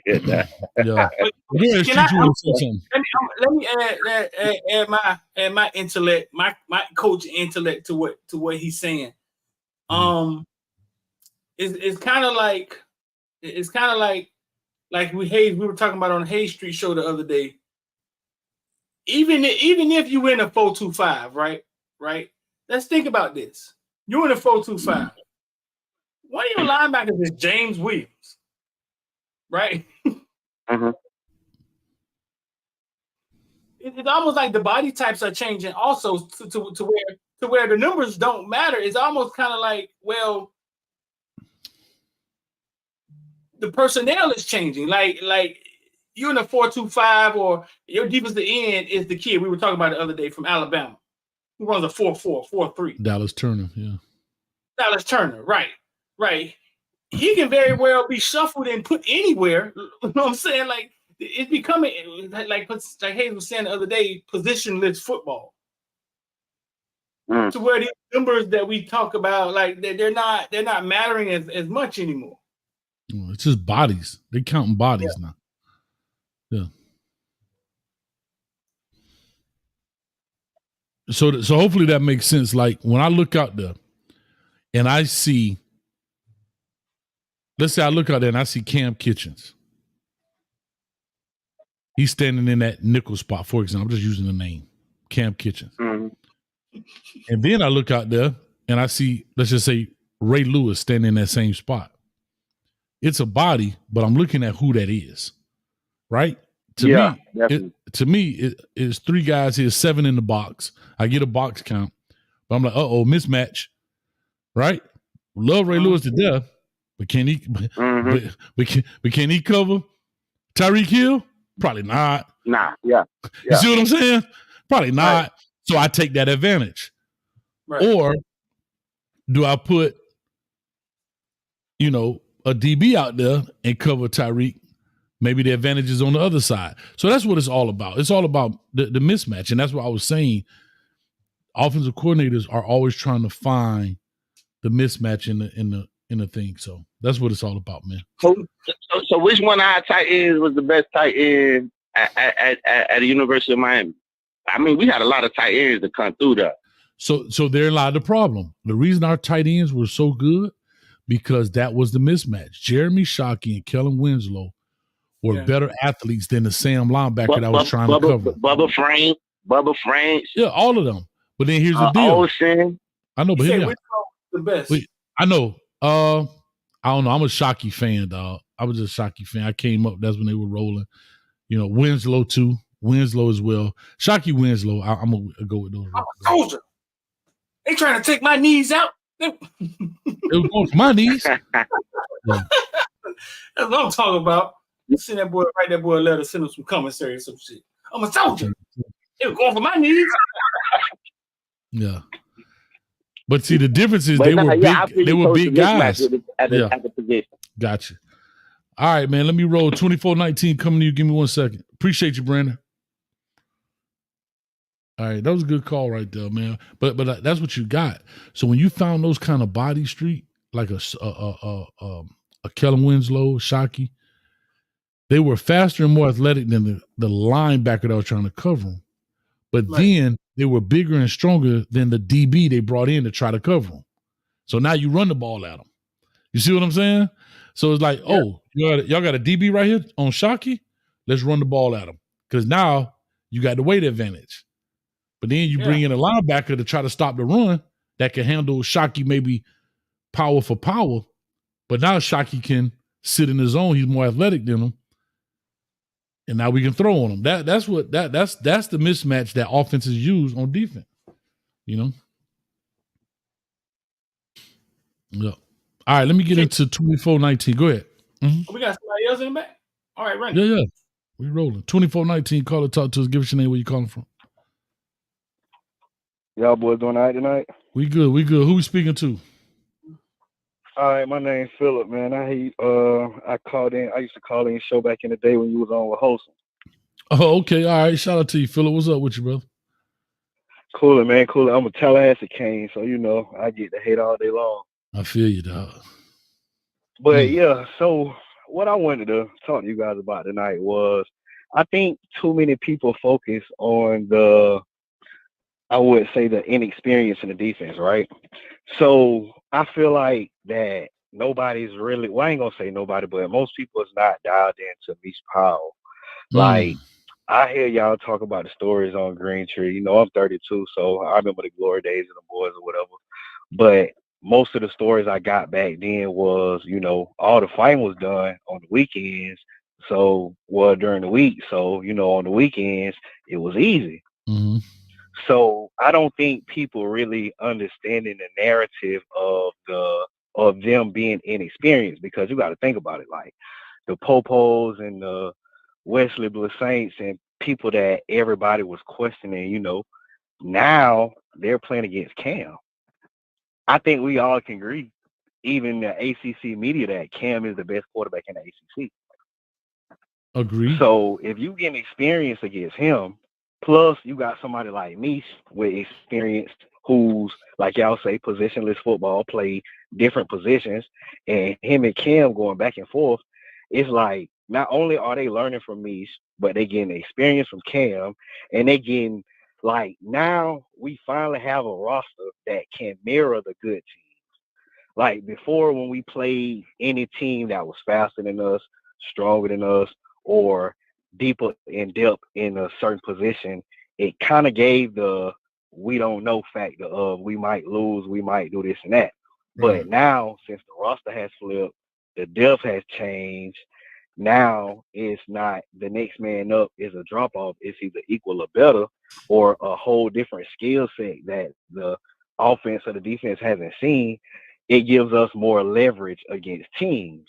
Right. And I believe that people really don't understand that, because if you're going up against let's say they have Meese playing safety nickel, you Restrepo or you JoJo, you going up against him. Mm-hmm. You're not gonna face many Meese powers on other teams. That's fair. You're not gonna face many Restrepos on another team.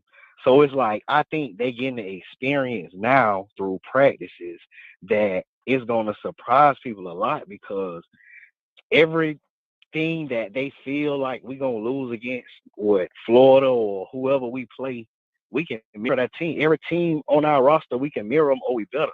Mm-hmm. Even when it comes to if we make the playoffs, certain teams that they got us bracketed in, like I seen them saying, the Notre Dame or whoever, we can mirror the team, because we not only do we have the younger talent to come in, but we have seasoned veterans.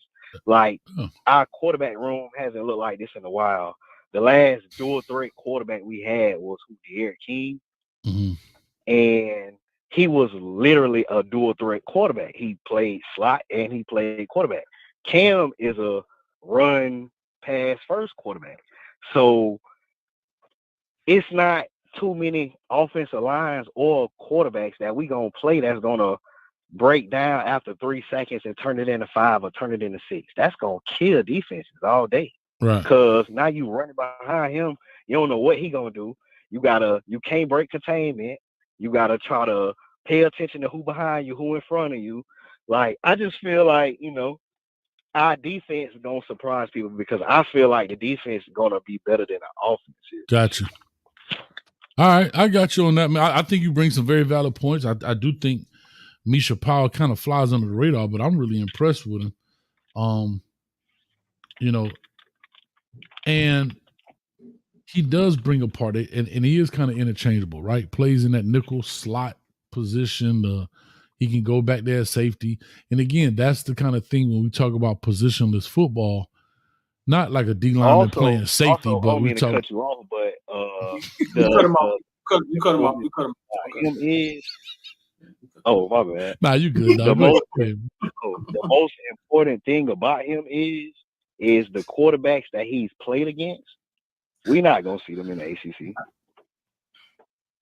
No, listen. Everything you're saying is why I'm at 11. So let me just explain this, maybe not just to you, but to people.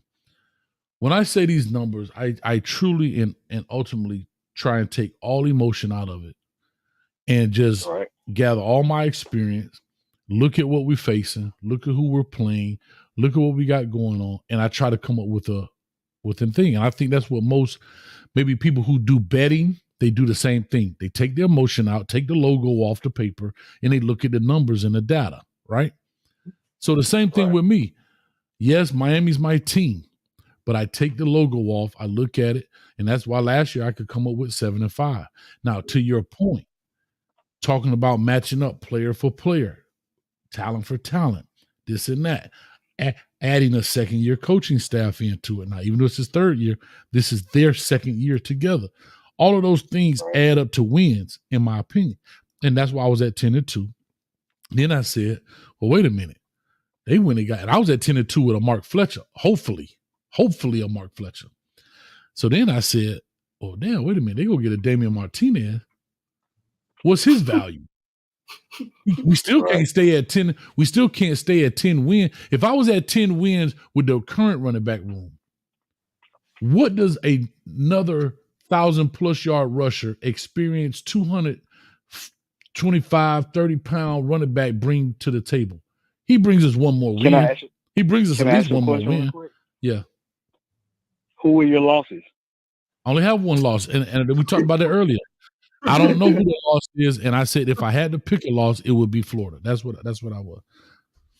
Okay. Yeah. So with Damian Martinez playing with us and him used to being with DJU, I feel like that's going to be a big advantage because he's going to be able to let the defense know certain signs, certain movements teammates last year, huh? that he's learned. Yeah, but they don't. I hate this. Can I say this? That sounds great in theory. That sounds awesome in theory, but it very rarely works that way. You know why? Because Florida State got their own system. They have their own signals. Right? And so I hear when people, like I had a player come to my school and he played for another team. He came there, coach, I got the entire playbook. And I'm like, okay. I made him feel good about himself. Right? And I went on doing what I had to do. And we ended up beating that team. And he was like, yeah, coach, I told you. And I looked at it. Everything he told me was completely wrong. Right. Because teams don't keep the same stuff all the time. But as players, they feel like they're helping you. So you just let them help without helping you, if that makes sense. So now I appreciate it, dog. Let me go ahead and get roll. But go ahead, Street. Hold on, hey. You can't tell me a Damian Martinez walk in the defensive meeting the week that we play in Florida State and say, hey boy, that DJ who could do me, boy, that boy sucked, dog. I remember last year, that boy dumb as a box of rocks. You can't tell me that ain't gonna help the kids' confidence that's in that room. No, I'm not saying that, but I'm talking about from a but I'm talking about from a play perspective. That would definitely help them. You know what I'm saying? Oh yeah. Listen, no, schematically, just throw it all out the window. There's no way they walking it with the same. We can steal his signals and his this and that stuff changed week to week, especially with the way TV is now. Like that, like why you think they got them dudes out there with 4 different hats on, 5 different shirts? They got signs up, all of that stuff. Because I mean, people did invest in it. Dog, you even see NFL coaches; they don't even call a play without the sheet over their mouth because they hire lip readers, bro. Yeah, that's understandable. I was mostly talking about like muscle memory, like by him. No, I get you. So long. Yeah, I get you. No, I get you. Like, hey, when he get pressure, he like to roll to his right. Like, I get it. Right. Yeah, I get that. Yeah. Check this out, hey. We asked this real question on our Thursday night show that we do with the shameless plug, our villain takes. I asked the question. Now that we know everything about the great Cam Kitchens, would you rather have Mish Powell or Cam Kitchens back? And it's because of some of the things that y'all said, you know what I'm saying? And that we found out that Cam Kitchens was out there sometimes out of place, trying to make something happen. You know what I'm saying? And sometimes it hurt us, sometimes it helped us. Georgia Tech game, he came up, which I don't really blame him. And I was asking, like, who would you rather have? The guy that's been through a gauntlet out there in the Pac-12, went to a national championship, seems to be, he guards for Restrepo every day. Then when he's asked to go back there to free safety, he goes back there. And that's why I came up with a question, like, who would you rather have? Would you rather have that experienced guy going into this year, or would you rather have our playmaker Cam Kitchens back with the good and the bad? You know what I'm saying? That we've learned about Cam Kitchens. And everybody said Cam Kitchens, but I think it was a viable question because I think Mish Powell is something different. He may not be the playmaker yet. Cam Kitchens got 10 times more interceptions than him, but we figured out why Cam Kitchens, you know what I'm saying, was able to do that. Mm-hmm. I'll only say Mish because, like y'all say, he's an interchangeable player. He's a Swiss Army knife. Wherever you feel like you getting beat at the most, you can move him. I wouldn't really feel comfortable moving Cam around like that. But that's just me. I would say this. I would stay with Cam. If you're telling me to bring Cam onto this team, is that what you're telling me? Ooh, I ain't look at it like that. No, that's the question. I ain't look at it like that. You add Cam to this team with that defensive line. Right. So you add Cam to this team, or you take Misha Powell and bring him to this. So we're talking about this team. This year, right. Who would you rather have? And you're saying Cam on this team, you probably get a more disciplined Cam because he ain't trying to do as much, right? Well, I think Cam was disciplined before, but he was trying to make up for some deficiencies, right? Where he saw something like, and you got to remember, how many times did he actually cover it, but we as fans didn't realize it. When I saw him make that interception on that sideline from the middle of the field, that's not his play. There's no defense in America, in the world, that the middle of the field safety should be making a sideline interception. But guess what we did when he picked it? Yeah, we did. Hey, we did just like this. Okay, right? Coach. So can I ask you a question? So hold on. So when you go with the riverboat gambler, you gotta take the good with the bad. I'm saying you gotta take the good with the bad. What you saw, Hayes? You a coach. What you said when you saw it? He wrong as hell. Let's go, baby. Hey, I was clapping because here's what I tell people all the time, and I even say it in my breakdowns. Sometime a player got to make a player's move, and it's called a be right play. Your A better be right, or you're gonna be on the bench. And sometimes it's just like when you see that bubble screen and you see that DB go underneath. That's wrong as all get out. Right. But if you go underneath it, you better make the tackle. Because if not, it's armpits and band. Bum, bum, bum, bum. I think it's what makes him great. The Rams head coach was praising him the other day, bro. Like it's what makes Cam. It's what makes him great. But real fast, I had a Hall of Fame UMDB second game of the season tell me this about Cam. He said, "Street, you got Cam number?" I was like, "Why?" He said, "Man, I need to talk to him." I said, "Why?" He said, "Man, Cam." He didn't want to say. He said, "Man, Cam be out there bullshitting, man." That's how he verbalized. He knew what he saw, right? He knew he saw Cam out of place. You know what I'm saying? And was like, he was like, some of that stuff you can't be doing in the second quarter, Street. Right. They pick up on it. Right. That's how he kind of like verbalized it. So what Cam would have to do is self-scout himself as a player. For example, when you run this mesh concept, and I'm out of place in the first half. In the second half, when I see that mesh concept, I can't do that because the people upstairs saw me do that. So as a player, this is where Ed Reed was good. This is where Palomalu was good. They understood that when I take this chance, I've exposed my hand. I can't do it again because they're going to make me pay for it because I know I left the backside post wide open. I beat the odds right now. I took a gamble and I beat it. But guess what? Somebody upstairs said, hey, the safety is biting on the second level. He's leaving the post open on the backside. They marked that down. Why do you think you see every coach like this with the sheet? They be like, he's jotting down. So when they go look at this information, when they go back, hey, QB, listen, next time we run, 63 mesh blast, look for the safety. If he step down, throw it behind his head. He's waiting on that. Now he knows to hit you behind your head. But that's where the player has to understand. That's why the player has to understand. If I take that chance, I may not be able to take it the second time. You know what I'm saying? So that's why he was saying that it's too early in the game for Cam to be taking those. It's like the hitch and go. It's like the hitch and go. If I run a hitch all game and you constantly own it, bam, as a player, you're going to have to give up one of those hitches because the hitch and go is coming. Yeah. You don't know where it's coming. Maybe you got to be a situational player and say, all right, it's third and this, the clock run down, they're trying to look for a bit. Like you got to be coaching in your mind to understand that. Can I put something on the screen or is it set up that way? Yeah, sure. It should be, yeah. Sure, they ain't gonna jumble us up and they ain't gonna make me upside down. No. Okay, same system. Somebody said, "How's Cam Kitchens doing How is Cam Kitchens doing right now in camp? Somebody asked that just now. This is Todd McVay, right? His head coach talking about Cam Kitchens in preseason.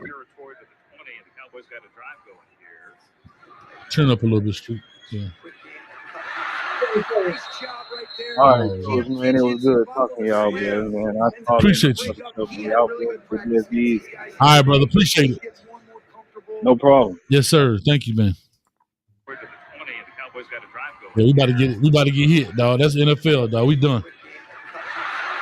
We hit him. Right there, Cam Kitchens, you bobble the slant, ends up getting the breakup. He had a really good practice against these guys the other day. You can see he's getting more and more comfortable. Good range coming out of the deep part of the field. This is an excellent job by him being able to trigger, make a play on the slant. That's big time right there by a quarter safety. Now, that's big time, hey. Yeah. See, Cam understands football. I remember watching his tape in high school doing the same thing.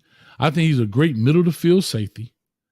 He understands range. He understands opportunity. He understands going to get the ball. He understands route combinations. He understands leverage. Yeah. But what caught him was what made his strength made him weak in that Georgia Tech game. And somebody snuck behind him. Shout out to Chris Leary. Snuck behind him. Haynes King saw it and hit the touchdown. Yeah, because there's not. We still got people in the back on the phone. No, you good. I'm gonna close the line on you. Because sometimes in sports, I always say this: in sports on the field, I think 85% of those guys aren't thinking. I think 15% of them are very intelligent and thinking for everybody, right? And a guy like Cam understands, okay, I almost picked that ball off. It's third and blah, blah, blah. They not coming my way. It's no reason for me to be on this side. Even though there's another safety over there, they ain't coming my way. It's no reason for me being over here. When this mother say hike, I'm not finna just sit this play out and do nothing over here, right? You know what I'm saying?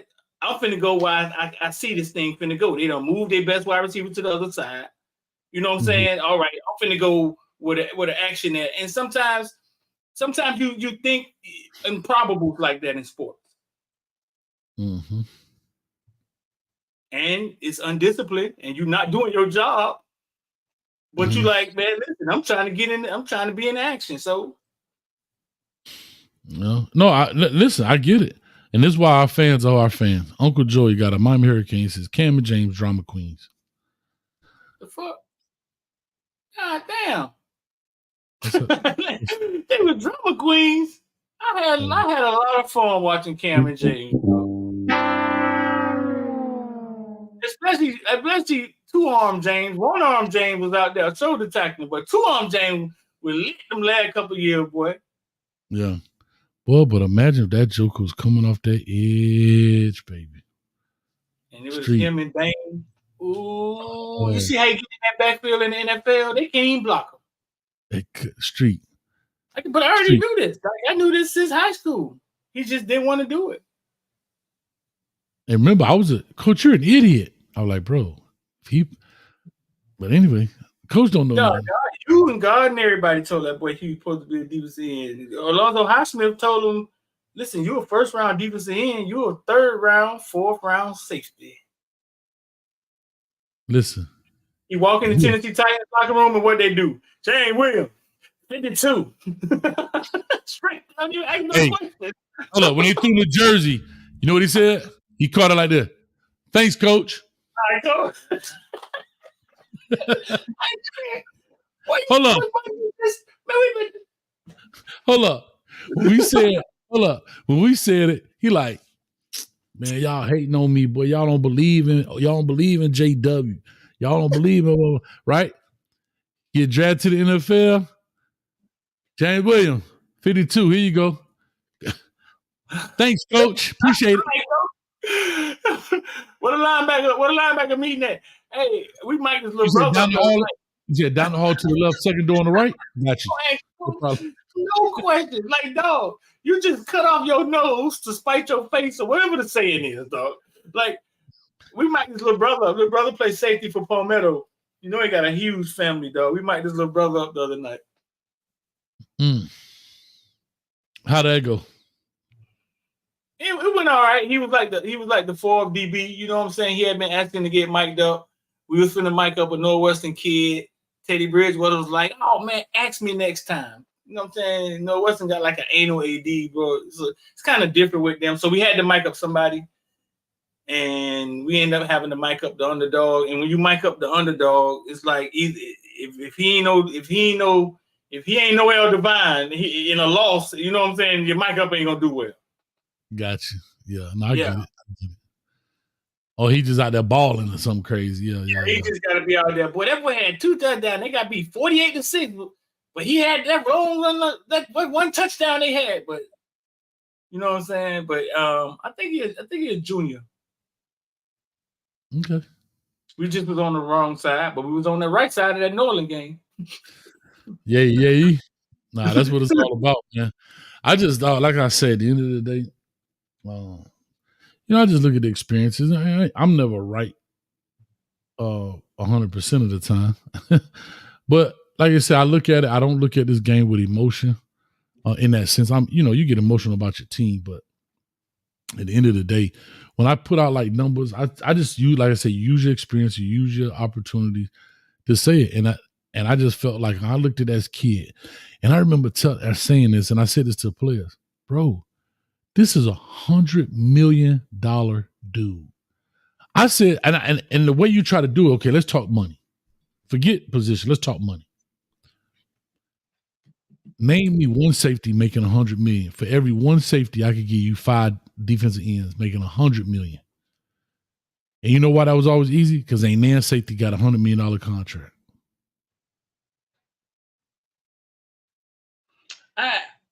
I don't know why it's so hard. Well, I do. I remember when I was 19 and old people trying to tell you what to do. And you just sometimes just don't want to listen. Like it's simple math. Hey, James, looking at a couple more million at defense end.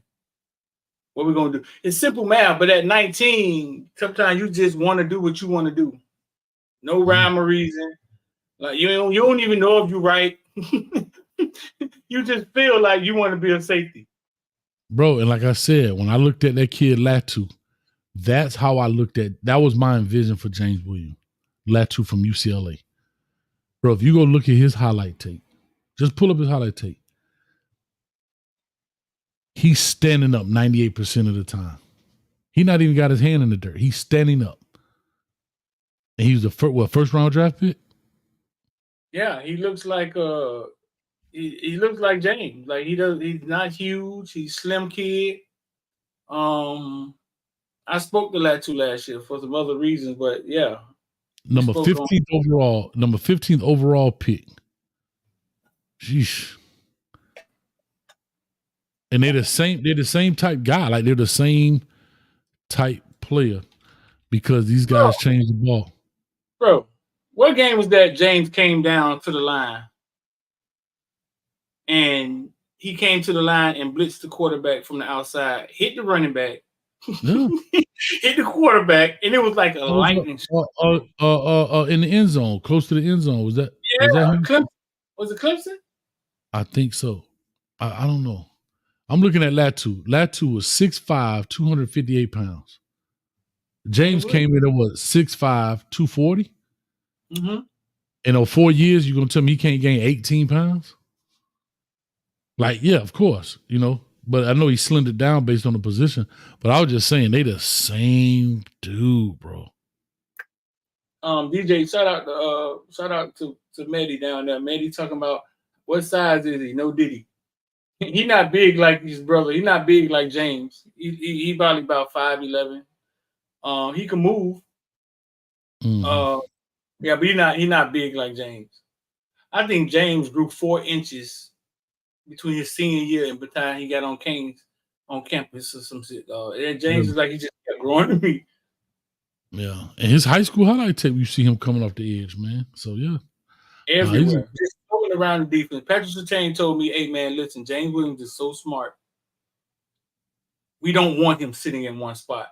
He sees things that the rest of the people don't see, and he try to get them to see what he see, but everybody just ain't on that level, so we just let him float around. Mm-hmm. What does that do to the quarterback? I mean, he's gonna spot him because he's James Williams, right? Big time dude.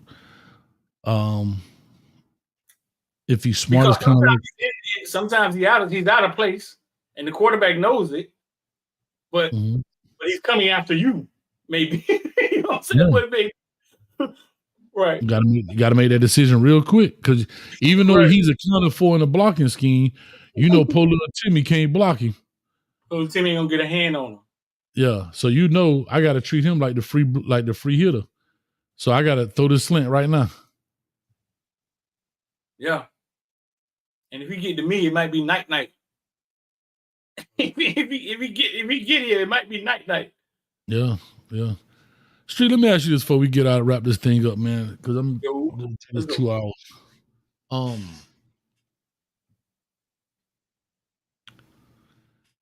Two-part question. Who do you think is going to, outside of Cam Ward, you can't use Cam Ward. Outside of Cam Ward, who do you think will be the most dynamic transfer player, and who do you think to be the most dynamic returning player? Outside of Cam Ward, who would be the most dynamic transfer player that came in this year, and then who would be a returning player from last year's team?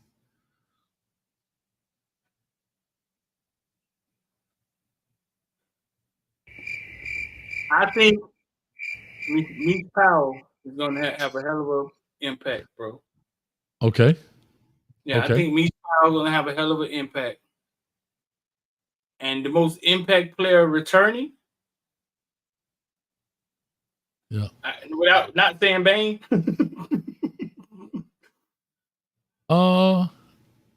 Okay, let's say Bane is a given. I think Mesidor is sitting in a cave, sharpening his fangs.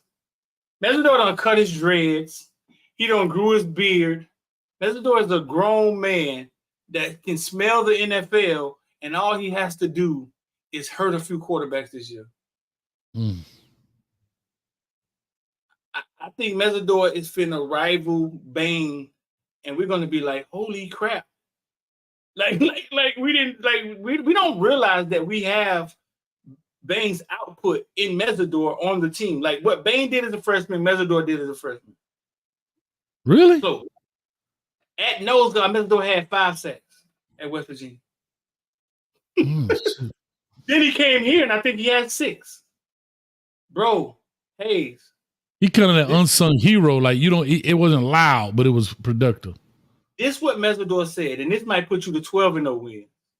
Mesidor said, when I saw Bane go in front of me, and I had my foot, and they kept molding my foot and over trying to make a shoe, and I saw the success that Bane had.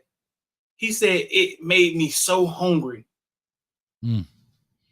Bro, usually that will deter somebody, right? He was like, it made me so hungry that I started helping Bane, and I could not wait. So I say, hey, man, you've got a long journey in football from Canada. You were sleeping in somebody's basement in Florida in high school. Now your foot been jacked up, and now it's time to go. Sum your journey up in one word. What do you think he said? No dreads. He got the fluffy. He got the beard going on. The Ross, the Afghan. Let me see. Hold on. Let me see. I was going to say motivated. Yeah. He said hungry. Bro, we about to have 2 ends. We're going to have the 2 best ends in the ACC. I bet you. Yeah, because you still got Tyler Barron from Tennessee. You know me, so I'm always stank with it. My transfer coming in, and maybe I'm cheating by saying this, and I probably shouldn't, but I am. I think David Martinez is going to get busy, dog. I think so, too. And on defense, my returning person, I got 2 of them. I think, speaking of D-line, I know I'm cheating my own question, but hell, I asked it. the D lineman from Michigan State, Simeon Barrow. Mm-hmm. It's something about that. My returning guy on defense, I think Kiko gonna turn it out this year. Because here's what I want to see about Kiko. Okay. If the D line can do what they do without his fifth man presence, meaning he's that fifth person to attach, meaning blitzing and all of that stuff, he can now roam free. He can go get the quarterback we needed. He can be more in the passing game.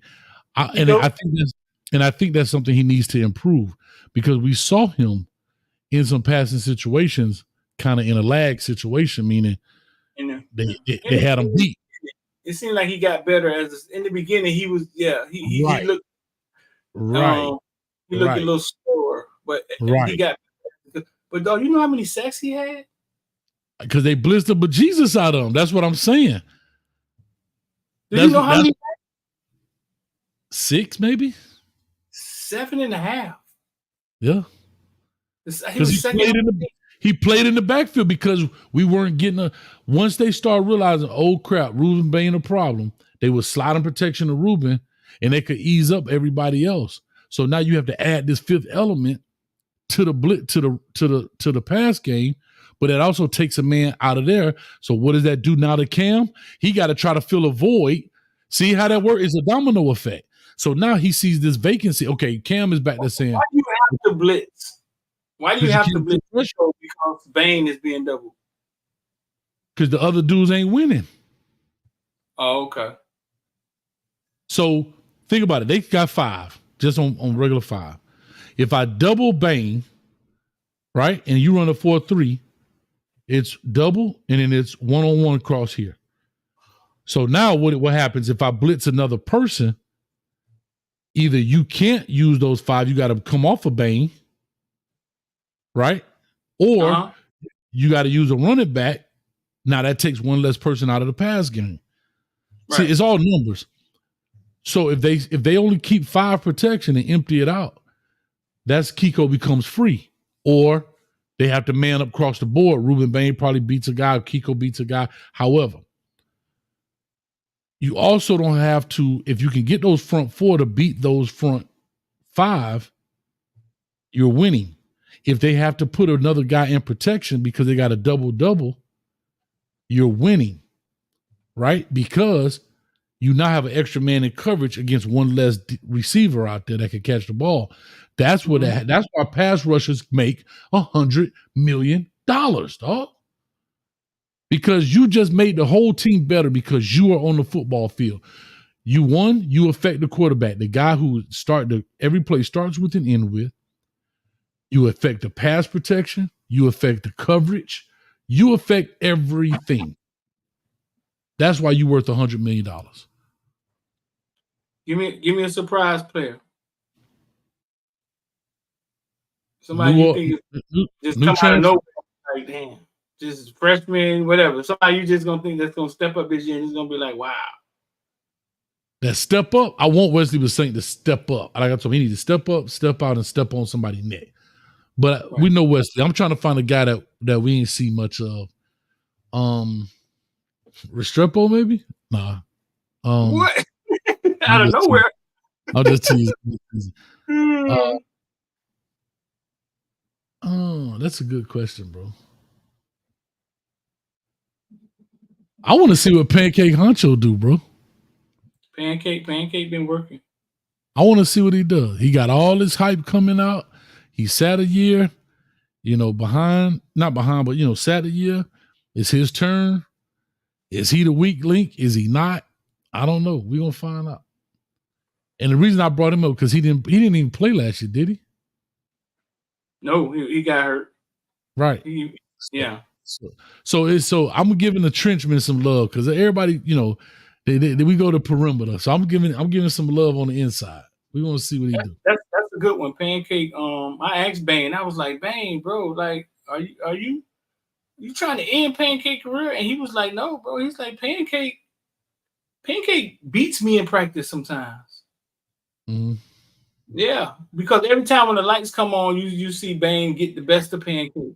But he was like, nah, man. In practice, Pancake actually like beats him sometimes. I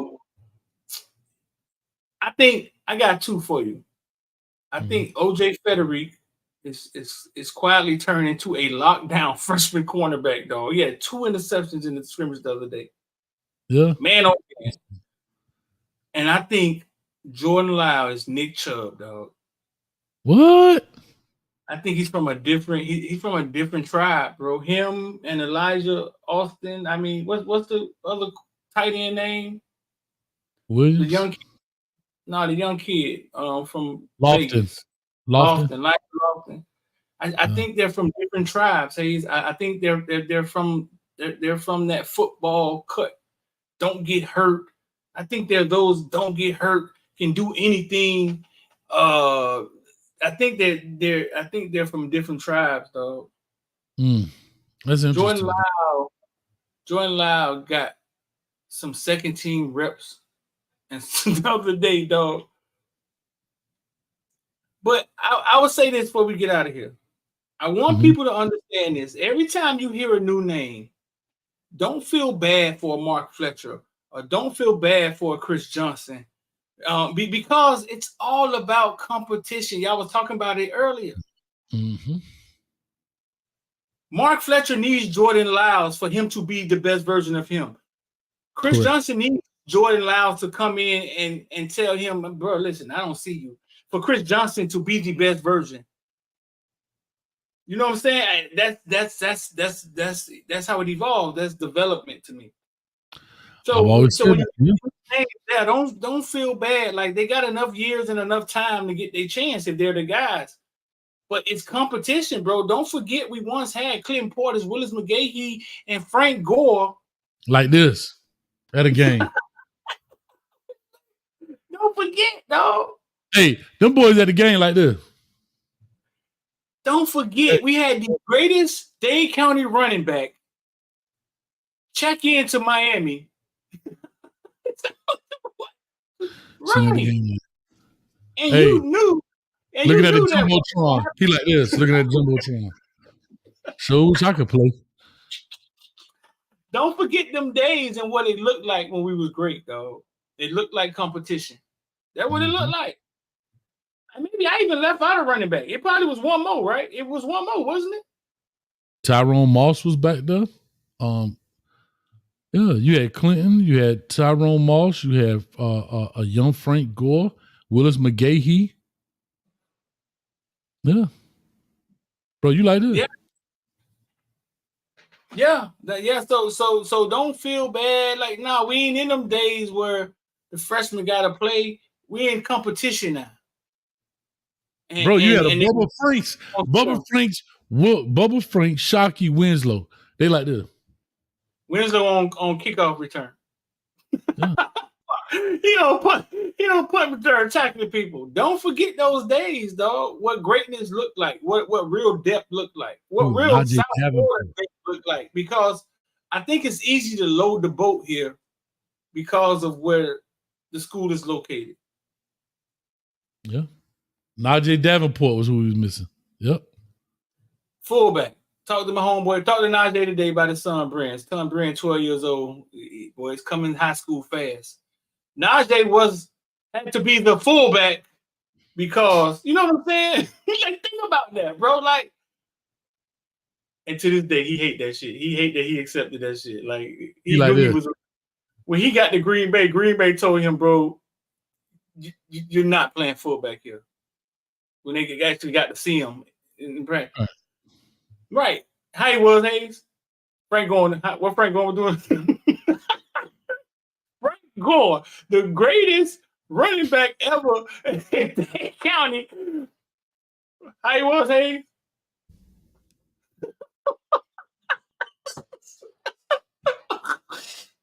Couldn't even find his helmet. He didn't know where his helmet was on the sideline this person. Hold on. The dog got there like this. He out there playing with his glove. He like this. A lot of people in the back. He's back here putting bunny arrows behind people's heads. Like this.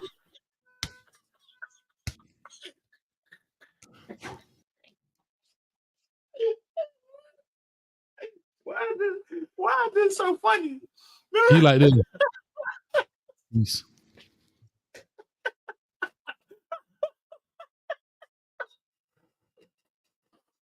And y'all worried about like y'all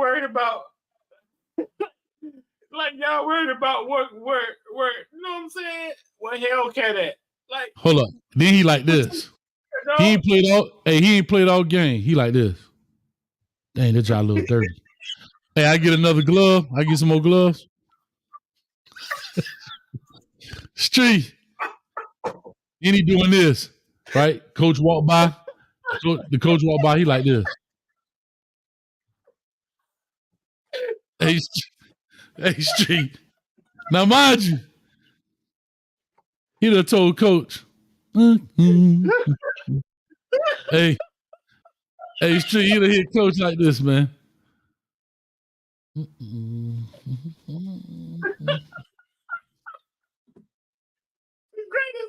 the greatest Dade County running back ever. And y'all worry about how Mark Fletcher feel. Mark Fletcher needs Chris Johnson to be great for him to be great. I mean, I just gotta understand that. That boy, they're like this. Y'all boys stay locked in now. Y'all boys stay locked in. Hey, no, Frank going so competitive, dog. I'm sure he was pissed off, dog. I know Frank. Frank has zero understanding. I think Frank still to the day a fight with McGahee, dog. Like he just, dog. He has zero understanding, dog. Damn, why was that so funny? Why was that so funny? You know why? Because as many sidelines you've been on, you done seen that dude like this. Because one, he mad he not playing. Two, he know he can make plays. And three, he don't want nobody to see him. So he sit on the bench like this. And when they score, he be like, look at that Jumbotron. Man, I could have did that shit, man. I could have did that. Well, coach tripping, bro. I'm finna transfer from this, man. I'm finna transfer, man. They got me messed up, but I'm finna transfer on my mama. On my mama, I'm finna transfer. On my mama. Frank was going to Ole Miss, dog. You know how they got Frank to come to Miami? They told him he was scared. He told he was scared of competition. He told me himself. He said, man, what's the coach Solinger came to him and said, so what, you ducking competition? You know what that do to a dude from down south. For somebody to say, are you scared of Willis McGahee? Right. And that's how they got him there, dog. He was going to Ole Miss. Ole Miss, my God. Who was that? Ole Miss at Houston Nut? Who was the coach of Ole Miss? Jesus Christ. That's how they got him there. So I say that to say he went for the competition. Mm-hmm. As crazy as that may sound. You know what I'm saying? Mm-hmm. Now, in this day and age, you don't have to do it that way. But if you can get that in your locker room, it's iron sharpen iron, the cream rise to the top, all of that good shit. I tell people this all the time, Street. Competition creates extinction. That's the truth. That's human nature, dog. Right? If you don't want to compete, dog, you won't survive. But if you are there to compete, dog, every day. Because guess what? Clinton Poison them knew. That dude that's sitting like this, he's just waiting, boy. If you ever mess up, that's why he back there like this. All right, dog. If you mess up, boy, I'm telling you. Guess what? You gonna be transferring because I'm gonna be the man. But anyway, real quick, Uncle Joey 99 for the $5. Hey, Coach, you doing the preseason Miami Hurricane YouTuber Marathon? Yes, we're doing it next Wednesday. So Street, you invited, dog. For the midnight, dog. The YouTube takeover, the 8-hour show is next Wednesday. I didn't even get it out yet. I gotta invite everybody. And y'all do y'all thing that day too? Wednesdays, yeah, but I got a crew now, fool. You can get anybody. You can get Kyle. You can get, you know what I'm saying? I got a crew now, bro. We it's a couple of us, dog. You can get Rich, come on here and talk to you about Dabo. No, Coach Hayes, the Saphira, the seven get through. You know what I'm saying? The circumference of the perpendicular flux capacitor. A lot of us, dog. You got Medi. It's a lot of us, dog. It's a lot of us. Yeah. No, but yeah, you got to get X in here with his guest. You know, X always turn it out. Oh no, Sean, what X? X in the Hall of Fame. Shout out to Sean Rounds, man. The villain Ruiz. Okay, there it is. I love it, man. Well, I'm Sean gonna Rounds go always doing wrap it up, dog. You know you tired as hell, dog. Wrap it up. You know you tired as hell. You know tell people what happened earlier, dog. I'm gonna leave that. I'm gonna blackmail you. Little under the weather, dog. Again, fool? Yeah, but we good. Damn, fool. Hey, it's tough out here in these public school streets, boy. It is, them boys, dog. I know. Hey, them boys ain't shooting bullets. They shooting germs. Them boys shooting germs at you, dog. But listen, man. Boy, anyway, run it. Let's ride, I know y'all ain't gonna like it, but I'm gonna do it anyway. Oh, let me go ahead and put this up here. Let me slide to the first slide right quick. Hold up. Bomb. Let me take that off. Bomb. Right quick. Hold up. Real quick. For everybody in the building, hey, we got this going on. Make sure you hit the like, share, subscribe button, man. It is what it is. Go Canes as always. Let me see. The next time you see us will be right before the YouTube takeover, before we play. So that would be the 28th, I believe. So make sure you go ahead and hit the like, share, subscribe button. I'm inviting all of Miami Hurricane YouTubers. Nobody is banned. Everybody's invited. So they're more than welcome to come on through and hang with us, man. So, like I said, with all that being said, we'll holler at you. V12 going to be on there too. Peace. Somebody pass me my cane juice.